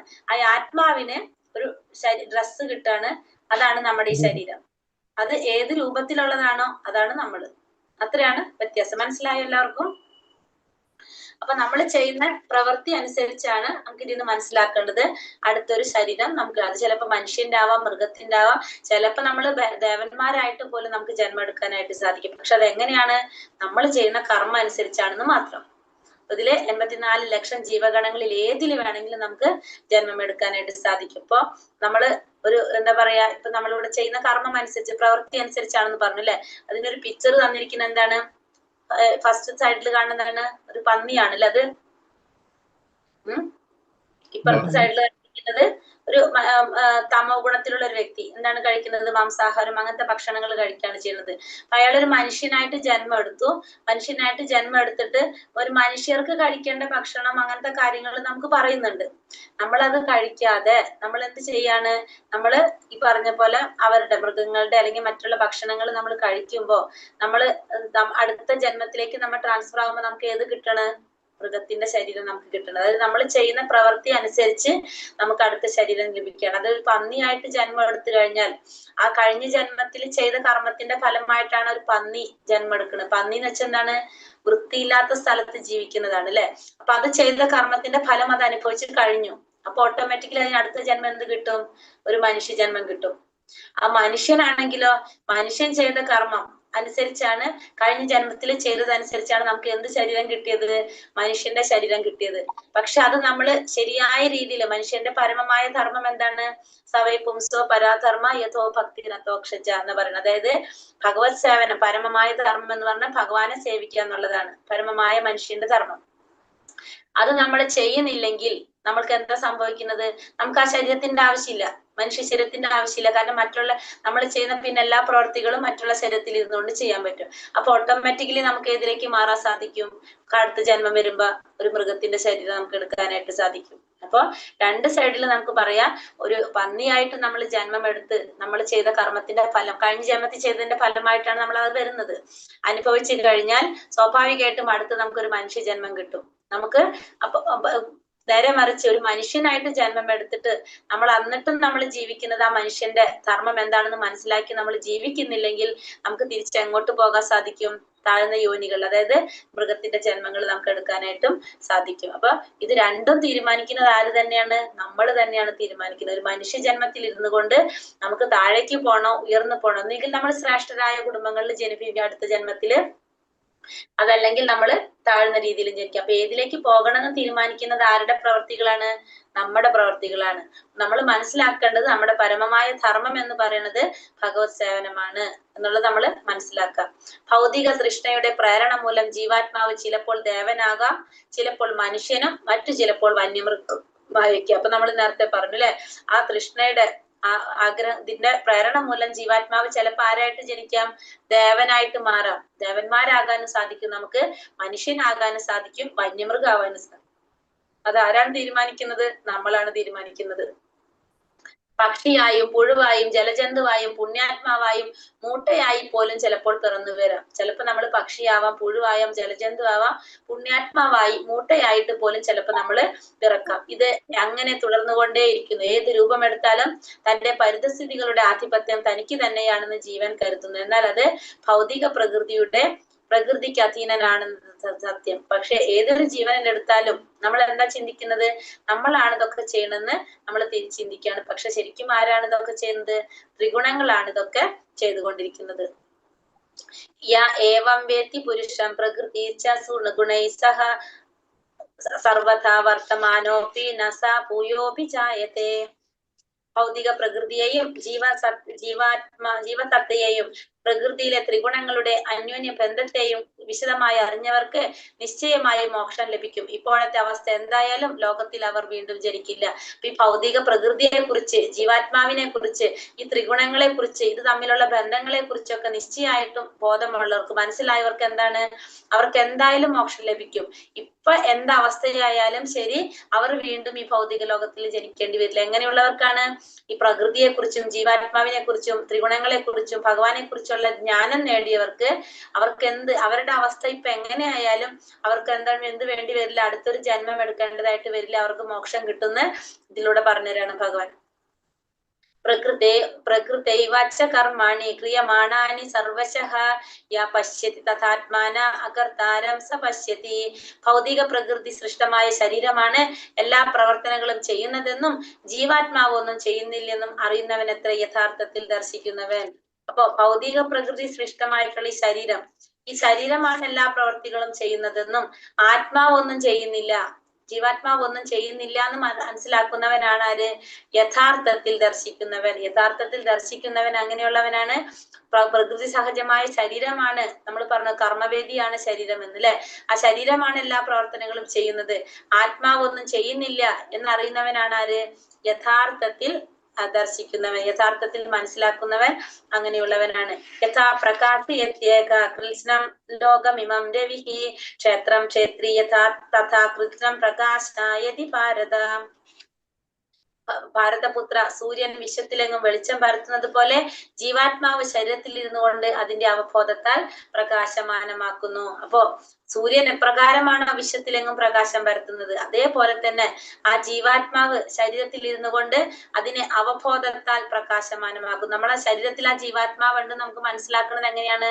നമ്മളായ അവബോധം കൊണ്ട് അല്ലെ. ആ ശരീരത്തിൽ നിന്ന് ജീവാത്മാവ് പോയി കഴിഞ്ഞാൽ പിന്നെ ആ ശരീരം കൊണ്ട് നമുക്ക് ഒന്നും ചെയ്യാൻ സാധിക്കില്ല. നമ്മൾ പറയും ആത്മാവ് പോയി, സത്ത് പോയി എന്ന് പറയും. ആ ജീവാത്മാവിന്റെ സത്ത് അല്ലെങ്കിൽ ചൈതന്യം എന്നാണ് നമുക്ക് പറയാം. ആ ശരീരത്തിന് ഉള്ളൊരു ചൈതന്യം, അതാണ് ആര്? ജീവാത്മാവ് എന്ന് പറയുന്നത്. ആ ജീവാത്മാവില്ലെങ്കിൽ ആ ശരീരം നമുക്ക് എന്തെങ്കിലും ചെയ്യാൻ സാധിക്കുമോ? ഒന്നും ചെയ്യാൻ പറ്റില്ല. അതിന്റെ സത്ത് പോയി എന്ന് പറയും നമ്മള്. സത്ത് പോയി എന്തായി? അത് ചത്തുപോയി എന്നായി നമ്മള്. അപ്പൊ ശരിക്കും ആ ശരീരത്തിന്റെ ഒരു ചേതനയാണ് എന്ത്? ആത്മാവ് എന്ന് പറയുന്നത്. ആ ശരീരത്തിന് ആ ഒരു അവബോധം നമുക്ക് മനസ്സിലാക്കാൻ സാധിക്കുന്നത് എങ്ങനെയാണ്? ജീവാത്മാവിലൂടെയാണ്. അതിൽ ആത്മാവ് ഇരിക്കുമ്പോഴാണ് നമ്മൾ ഇരിക്കുന്നതും നടക്കുന്നതും കിടക്കുന്നതും നമ്മൾ പ്രവർത്തികളൊക്കെ ചെയ്തുകൊണ്ടിരിക്കുന്നത്. കർമ്മവേദിയാണ്. ആ ജീവാത്മാവ് അതിലിരുന്നിട്ട് ആ കർമ്മം ചെയ്യാണ് ആ ശരീരത്തിൽ ഇരുന്നുകൊണ്ട്. ആ ജീവാത്മാവ് അതിൽ നിന്ന് പോയി കഴിഞ്ഞാൽ പിന്നെ ആ ശരീരത്തിന് ഒന്നും ചെയ്യാനായിട്ട് സാധിക്കില്ല. നമ്മളൊരു ഫസ്റ്റത്തെ അധ്യായത്തിൽ പറഞ്ഞിട്ടുണ്ടായിരുന്നു അല്ലെ, കാറും ഡ്രൈവറും അല്ലെ. അപ്പൊ കാറ് പ്രവർത്തിക്കണമെങ്കിൽ നടക്കണമെങ്കിൽ എന്ത് വേണം? ഒരു ഡ്രൈവർ ആവശ്യമാണ്. അതേപോലെ തന്നെ ആ ശരീരത്തിൽ ഇരുന്നു കൊണ്ട് അതിനെ അവബോധത്താൽ പ്രകാശമാനമാക്കുന്നത് ആരാണ്? ജീവാത്മാവാണ്. എപ്രകാരം? സൂര്യൻ വിശ്വത്തിലെങ്ങും വെളിച്ചം പരത്തുന്നത് പോലെ. അതിന് ആ അവബോധം എങ്ങനെയാകാം? നമുക്ക് നല്ല രീതിയിലും ഉപയോഗിക്കാം, ചീത്ത രീതിയിലും ഉപയോഗിക്കാം. നമ്മുടെ ഉള്ളിലുള്ള ഒരു അവബോധം. അപ്പൊ നമ്മളിവിടെ എന്താ പറഞ്ഞത്? ആ ജീവാത്മാവാണ് ശരീരത്തിൽ ഇരുന്നു കൊണ്ട് അതിനെ അവബോധത്താൽ പ്രകാശമാനമാക്കുന്ന. അവബോധം രണ്ടു തരത്തിലാകാം. നമ്മള് ഒരു കത്തി ഒരു കത്തി, ഒരു കള്ളന്റെ കയ്യിൽ കത്തി കിട്ടിക്കഴിഞ്ഞാൽ കള്ളൻ എന്ത് ചെയ്യും? ഒരു വീട്ടിൽ കയറി മോഷ്ടിക്കാൻ നോക്കി, പിന്നെ ആ വീട്ടിലുള്ളവരെ ആ ജീവൻ അപകടപ്പെടുത്തി അവിടെ നിന്ന് വസ്തുക്കളൊക്കെ മോഷ്ടിച്ചു കൊണ്ടുപോകും. ഒരു കള്ളന്റെ അവബോധം എന്താണ്? വീട്ടിൽ കയറാൻ, മോഷ്ടിക്കുക, പൈസയും സ്വർണ്ണമൊക്കെ എടുക്കുക, അവരെ കൊന്നുകളയുക. കാരണം നാളെ ഒരു തെളിവുണ്ടാവാൻ പാടില്ല. അപ്പൊ അതിനാണ് ആ അവബോധമാണ് ആരിൽ പ്രവർത്തിക്കുന്നത്? കള്ളന്റെ. പക്ഷെ ഒരു ഡോക്ടറുടെ കയ്യിലാണ് ആ കത്തി കിട്ടുന്നതെങ്കിലോ ഏതെങ്കിലും വിധത്തിൽ ആ രോഗിയെ രക്ഷിക്കാനാണ് ആ ഡോക്ടർ നോക്കുന്നത്, അല്ലെ? രണ്ടു പേരിനുള്ളിലും ആരുണ്ട്? ജീവാത്മാവുണ്ട്. ഇപ്പൊ രണ്ടു പേരുടെ അവബോധം എങ്ങനെയാണ്? വ്യത്യാസമാണ്. നമ്മളിൽ അവബോധമാണ് നമ്മളെ കൊണ്ട് ഇതൊക്കെ ചെയ്യിക്കുന്നത്. നമ്മളെ അവബോധം എങ്ങനെയാണോ അതനുസരിച്ചാണ് നമ്മൾ പ്രവർത്തിക്കുക. അപ്പൊ രണ്ടു പേർക്കും കത്തി കൊടുത്തു കഴിഞ്ഞാല് അതെന്താണ് നമ്മളെ കൊണ്ട് ചെയ്യിക്കുന്നത്? നമ്മുടെ ഉള്ളിൽ അവബോധം. നമ്മുടെ ഭക്ഷണവും നമ്മളെ അവബോധത്തെ സ്വാധീനിക്കുന്നത്. നമ്മൾ കഴിക്കുന്ന ഭക്ഷണം എന്തിനു ബാധിക്കുന്നുണ്ട്? ഈ അവബോധത്തെ. നമ്മൾ കഴിക്കുന്ന ഭക്ഷണം, അതുകൊണ്ടാണ് നമ്മള് ഇപ്പൊ ഈ പറഞ്ഞ പോലെ തന്നെ നോൺ വെജ് ഒഴിവാക്കാനായിട്ട് നമ്മൾ പറയുന്നുണ്ടല്ലോ. ശരിക്കും പറഞ്ഞാൽ അതെന്തുകൊണ്ടാ കാരണം? നമ്മുടെ ഉള്ളിലെ ദയ ഇല്ലാതാക്കാണ് ശരിക്കും അത്. നമുക്കതിപ്പോ നമ്മളെ പോലെ തന്നെ ഒരു ജീവാത്മാവാണ് എന്ന് നമുക്ക് മനസ്സിലാക്കി കഴിഞ്ഞാല് എന്നിട്ടും നമ്മളത് ചെയ്യുമ്പോ എന്താ സംഭവിക്കുന്നത്? നമ്മുടെ ഉള്ളിലെ, കാരണം നമ്മൾ ആ ഒരു ഇന്ദ്രിയ സംതൃപ്തിക്ക് വേണ്ടി മാത്രമാണ് നമ്മളത് കഴിക്കുന്നത്, അല്ലെ? അപ്പൊ നമ്മുടെ ഉള്ളിലെ ദയയാണ് അവിടെ ഇല്ലാതാകുന്നത്. ഞാനത് പറഞ്ഞു എന്നുള്ള ജസ്റ്റ്. അപ്പൊ നമ്മളെ അവബോധം നമ്മളെ ശരിക്കും സ്വാധീനിക്കുന്നുണ്ട്. പല രീതിയിലായിരിക്കും. നല്ല രീതിയിൽ നല്ല പ്രവൃത്തി ചെയ്യാം, അതല്ലെങ്കിൽ നമ്മളെ ആ രീതിയിലേക്ക് നമ്മളെ തിരിച്ചുവിടാണ് ചെയ്യുന്നത്. ക്ഷേത്രജ്ഞയോരേവ അന്തരജ്ഞാന ചക്ഷുഷ ഭൂത പ്രകൃതി മോക്ഷം ച യേവി ദുർയാന്തി തേ പരം. ശരീരത്തിനും, അതായത് ക്ഷേത്രത്തിനും അതിനെ അറിയുന്നവൻ ക്ഷേത്രജ്ഞനും തമ്മിലുള്ള വ്യത്യാസം എങ്ങനെയെന്ന് ജ്ഞാനദൃഷ്ടി കൊണ്ട് കാണാനും ഭൗതിക പ്രകൃതിയുടെ ബന്ധത്തിൽ നിന്ന് മുക്തി നേടാൻ ഉതകുന്ന പ്രക്രിയ എന്തെന്നറിയാനും കഴിവുള്ളവർ പരമപദം പ്രാപിക്കും. അപ്പൊ എങ്ങനെയുള്ളവർക്കാണ് പരമപദം പ്രാപിക്കാൻ സാധിക്കുന്നത്? ഭഗവാൻ ശരീരത്തിനെ അറിയുന്നവർ, അത് ക്ഷേത്രത്തെ കുറിച്ചും ക്ഷേത്രജ്ഞനെ കുറിച്ചും ഭൗതിക പ്രകൃതിയെ കുറിച്ചും ഇത് തമ്മിലുള്ള ബന്ധത്തെ കുറിച്ചും മനസ്സിലാക്കാൻ സാധിക്കുന്നവൻ എന്ത് സാധിക്കും? പരമപദം പ്രാപിക്കാനായിട്ട് സാധിക്കും. അതായത് ശരിയായ ജ്ഞാനം നേടിക്കഴിഞ്ഞാൽ ആ വ്യക്തിക്ക് പരമപദം പ്രാപിക്കാനായിട്ട് സാധിക്കുന്നതാണ് നമ്മള് ഈ അധ്യായത്തിൽ ഇപ്പൊ മനസ്സിലാക്കിയത്, അല്ലെ? ജ്ഞാനത്തിലൂടെ അജ്ഞാനം മാറ്റി ജ്ഞാനത്തിന്റെ ആ ദീപം കൊണ്ട് നമുക്ക് എന്തിലേക്ക് സാധിക്കും? മുന്നിലേക്ക് ഉയരാനായിട്ട് സാധിക്കും. ഹരേ കൃഷ്ണ കൃഷ്ണ കൃഷ്ണ ഹരേ ഹരേ, ഹരേ രാമ രാമ രാമ ഹരേ ഹരേ. ഹരേ കൃഷ്ണ. വഞ്ചകൽപതരൂപശ്ച കൃപാ സിന്ധോഭ്യവച പതിതാനാം പാവനേഭ്യോ വൈഷ്ണവേഭ്യോ നമോ നമഃ. अनंत कोटि वैष्णव वृंद की जय, श्रील प्रभुपाद की जय, गुरुदेव की जय, निताय गौर प्रमानंदे. ഹരി ഹരി ബോൾ. ഹരേ കൃഷ്ണ. എല്ലാവർക്കും നന്ദി. ക്വസ്റ്റ്യൻ ആൻസർ നോക്കാം. നമുക്ക് അർജുനൻ ഭഗവാനോട് എന്തൊക്കെ അറിയാനാണ് ആഗ്രഹം പ്രകടിപ്പിച്ചത്? എന്തൊക്കെയാണ് അറിയാൻ പറഞ്ഞത്? പ്രകൃതി പുരുഷൻ, ക്ഷേത്രജ്ഞൻ, ക്ഷേത്രജ്ഞൻ, ജ്ഞാനത്തെ വിഷയീഭവിക്കുന്നത്, ജ്ഞാനത്തിനുള്ള വഴികളെ കുറിച്ച് എന്തൊക്കെയാണെന്ന്. അതായത് നമ്മളെ പോലെ തന്നെ നമ്മളിത് അറിയുന്നതോറും കൂടുതൽ അറിയാൻ ആഗ്രഹിക്കുകയാണ്, അല്ലെ? അതേപോലെ തന്നെ അർജുനനും എന്താണ്? അർജുനനും പേരൊക്കെ മാറ്റിപ്പോയി ഇവിടെ, അല്ലെ? ക്ഷേത്രം ഒക്കെ ആയി. ഇപ്പൊ ക്ഷേത്രം എന്താണ്? ക്ഷേത്രജ്ഞൻ എന്താണ്? അത്ര നാള് നേരം എന്തായിരുന്നു? ആത്മാവ്, ശരീരമൊക്കെ ആയിരുന്നു. അപ്പൊ ഇവിടെ എന്തായി? ക്ഷേത്രം എന്താണ്? ക്ഷേത്രജ്ഞൻ എന്താണ് എന്നൊക്കെയാണ് ചോദിക്കുന്നത് അർജുനൻ. അപ്പൊ ഇത്തിരി കൂടി ഡീറ്റെയിൽ ആയിട്ട് ആധികാരികമായിട്ട് അറിയാനായിട്ട് അർജുനൻ ആഗ്രഹിക്കുകയാണ്. അപ്പൊ അതുകൊണ്ടാണ് ഇത്തരം ചോദ്യങ്ങൾ അർജുനനോട് ചോദിക്കുന്നത്. ഭഗവാൻ എന്താണ് അതിന് ഉത്തരം കൊടുക്കുന്നത്? ഈ ശരീരം ക്ഷേത്രമാണ്, അതിനെ അറിയുന്നവൻ ക്ഷേത്രജ്ഞനും, ഇതിനെക്കുറിച്ച് അറിയുന്നവനാണ് ആത്മാവിന്റെ ക്ഷേത്രജ്ഞൻ. കർമ്മവേദിയാണ് ശരീരം, ജീവാത്മാവും പരമാത്മാവും ക്ഷേത്രജ്ഞനാണ്. അപ്പൊ അതായത് ഫസ്റ്റ് ക്ഷേത്രം എന്ന് പറഞ്ഞ എന്താ പറഞ്ഞു? ശരീരത്തെയാണ്. ശരീരം. ഈ ശരീരത്തെ കുറിച്ച് അറിയുന്നവനാണ് ആര്? ക്ഷേത്രജ്ഞൻ. രണ്ടു തരമുണ്ട് എന്ന് പറഞ്ഞു. ഒന്നാമത്തെ ക്ഷേത്രജ്ഞൻ ആരാണ്? ക്ഷേത്രജ്ഞന്മാർ ആരൊക്കെയാണ്? ജീവാത്മാവും പരമാത്മാവും. അവൻ ക്ഷേത്രജ്ഞന്മാരാണ്. ജീവാത്മാവിന് താനിരിക്കുന്ന ശരീരത്തെ കുറിച്ച് മാത്രം അറിയാൻ സാധിക്കുള്ളൂ. പരമാത്മാവിന് എല്ലാവരുടെ ശരീരത്തെ കുറിച്ച് അറിയാൻ സാധിക്കും. പരമാത്മാവായിട്ട് ഭഗവാൻ ഇരിക്കുന്നുണ്ട്. അപ്പൊ അത്രയും കാര്യങ്ങൾ പറഞ്ഞു. പിന്നെ ഇനി എന്താ പറഞ്ഞത്? ക്ഷേത്രം പറഞ്ഞു, ക്ഷേത്രജ്ഞൻ പറഞ്ഞു, ഇനി ജ്ഞാനം, അല്ലെ? പിന്നെ അത് ചോദിച്ചെന്താണ്? ക്ഷേത്രം, ക്ഷേത്രജ്ഞൻ, ജ്ഞാനം ആണോ? ഞാനാണോ? സർവശരീരങ്ങളിലും കുടികൊള്ളുന്ന ഞാനും ക്ഷേത്രജ്ഞനാണ്. ഇതിനെ കുറിച്ചുള്ള അറിവാണ് ജ്ഞാനം. അപ്പൊ പിന്നെ ജ്ഞാനം എന്ന് വെച്ചാൽ എന്താണ്? ഇതിനെ കുറിച്ചുള്ള അറിവ്. ഇപ്പൊ ഇത്രയും കാര്യങ്ങൾ മനസ്സിലാക്കിയാൽ നമുക്ക് എന്ത് പറയാം? ശരീരത്തെ കുറിച്ചും ജീവാത്മാവിനെ കുറിച്ചും പരമാത്മാവിനെ കുറിച്ചൊക്കെ ഉള്ള അറിവിനെ നമുക്ക് എന്ത് പറയാം? ജ്ഞാനെന്ന് പറയാം, അല്ലെ? പിന്നെന്താ? ജ്ഞാനത്തിന് വിഷയീഭവിക്കുന്നത് എന്താണ്? ജ്ഞാനത്തിന് കാരണമാകുന്നത് എന്താണ്? അതല്ല അടുത്ത ചോദ്യം പറഞ്ഞത്. വിഷയീഭവിക്കുന്നത്, ജ്ഞാനത്തിന് കാരണമാകുന്നത്, ഈ അറിവിന് കാരണം നമുക്ക് എന്താണ്? അറിവ് എന്തിനെ കുറിച്ച് അറിയേണ്ടതാണ്? അറിവിന് കാരണമാകുന്നത് ആരാണ്? അല്ലെങ്കിൽ എന്താണ്? ഭഗവാനാണ് അല്ലെ? നമുക്ക് അറിയേണ്ടത് ആരെ കുറിച്ചാണ് അറിയേണ്ടത്? ഭഗവാനെ കുറിച്ചാണ് അറിയേണ്ടത് അല്ലെ? അതാണ്. പിന്നെ അതാണ് വരുന്നത്, ഇതിനെ കുറിച്ചെല്ലാം അറിയാനായിട്ട് വിഷയീഭവിക്കുന്നതിനെ കുറിച്ചൊക്കെ അറിയാനാണ് അർജുനൻ ആഗ്രഹിക്കുന്നതില്. പ്രകൃതി എന്ന് പറഞ്ഞാല് ഭൗതിക പ്രകൃതിയാണ്. പിന്നെ ശരീരത്തെയാണ് നമ്മള് ക്ഷേത്രം എന്ന് പറയുന്നത്. അതായത് കർമ്മവേദി. ആ ശരീരം എന്ന് പറഞ്ഞാൽ കർമ്മവേദിയാണ് അല്ലെ? നമ്മൾ പ്രവർത്തിക്കുന്ന ഒരു പ്രവർത്തന മണ്ഡലം, ജീവാത്മാവ് പ്രവർത്തിക്കുന്ന ഒരു പ്രവർത്തന മണ്ഡലമാണ് ക്ഷേത്രം എന്ന് പറയുന്നത്. ഇത്തരം കാര്യങ്ങളല്ല ചോദിച്ചത്. ഇനി സർവ്വശരീരങ്ങളിൽ കുടികൊള്ളുന്ന ഭഗവാനും ആര് തന്നെയാണ്?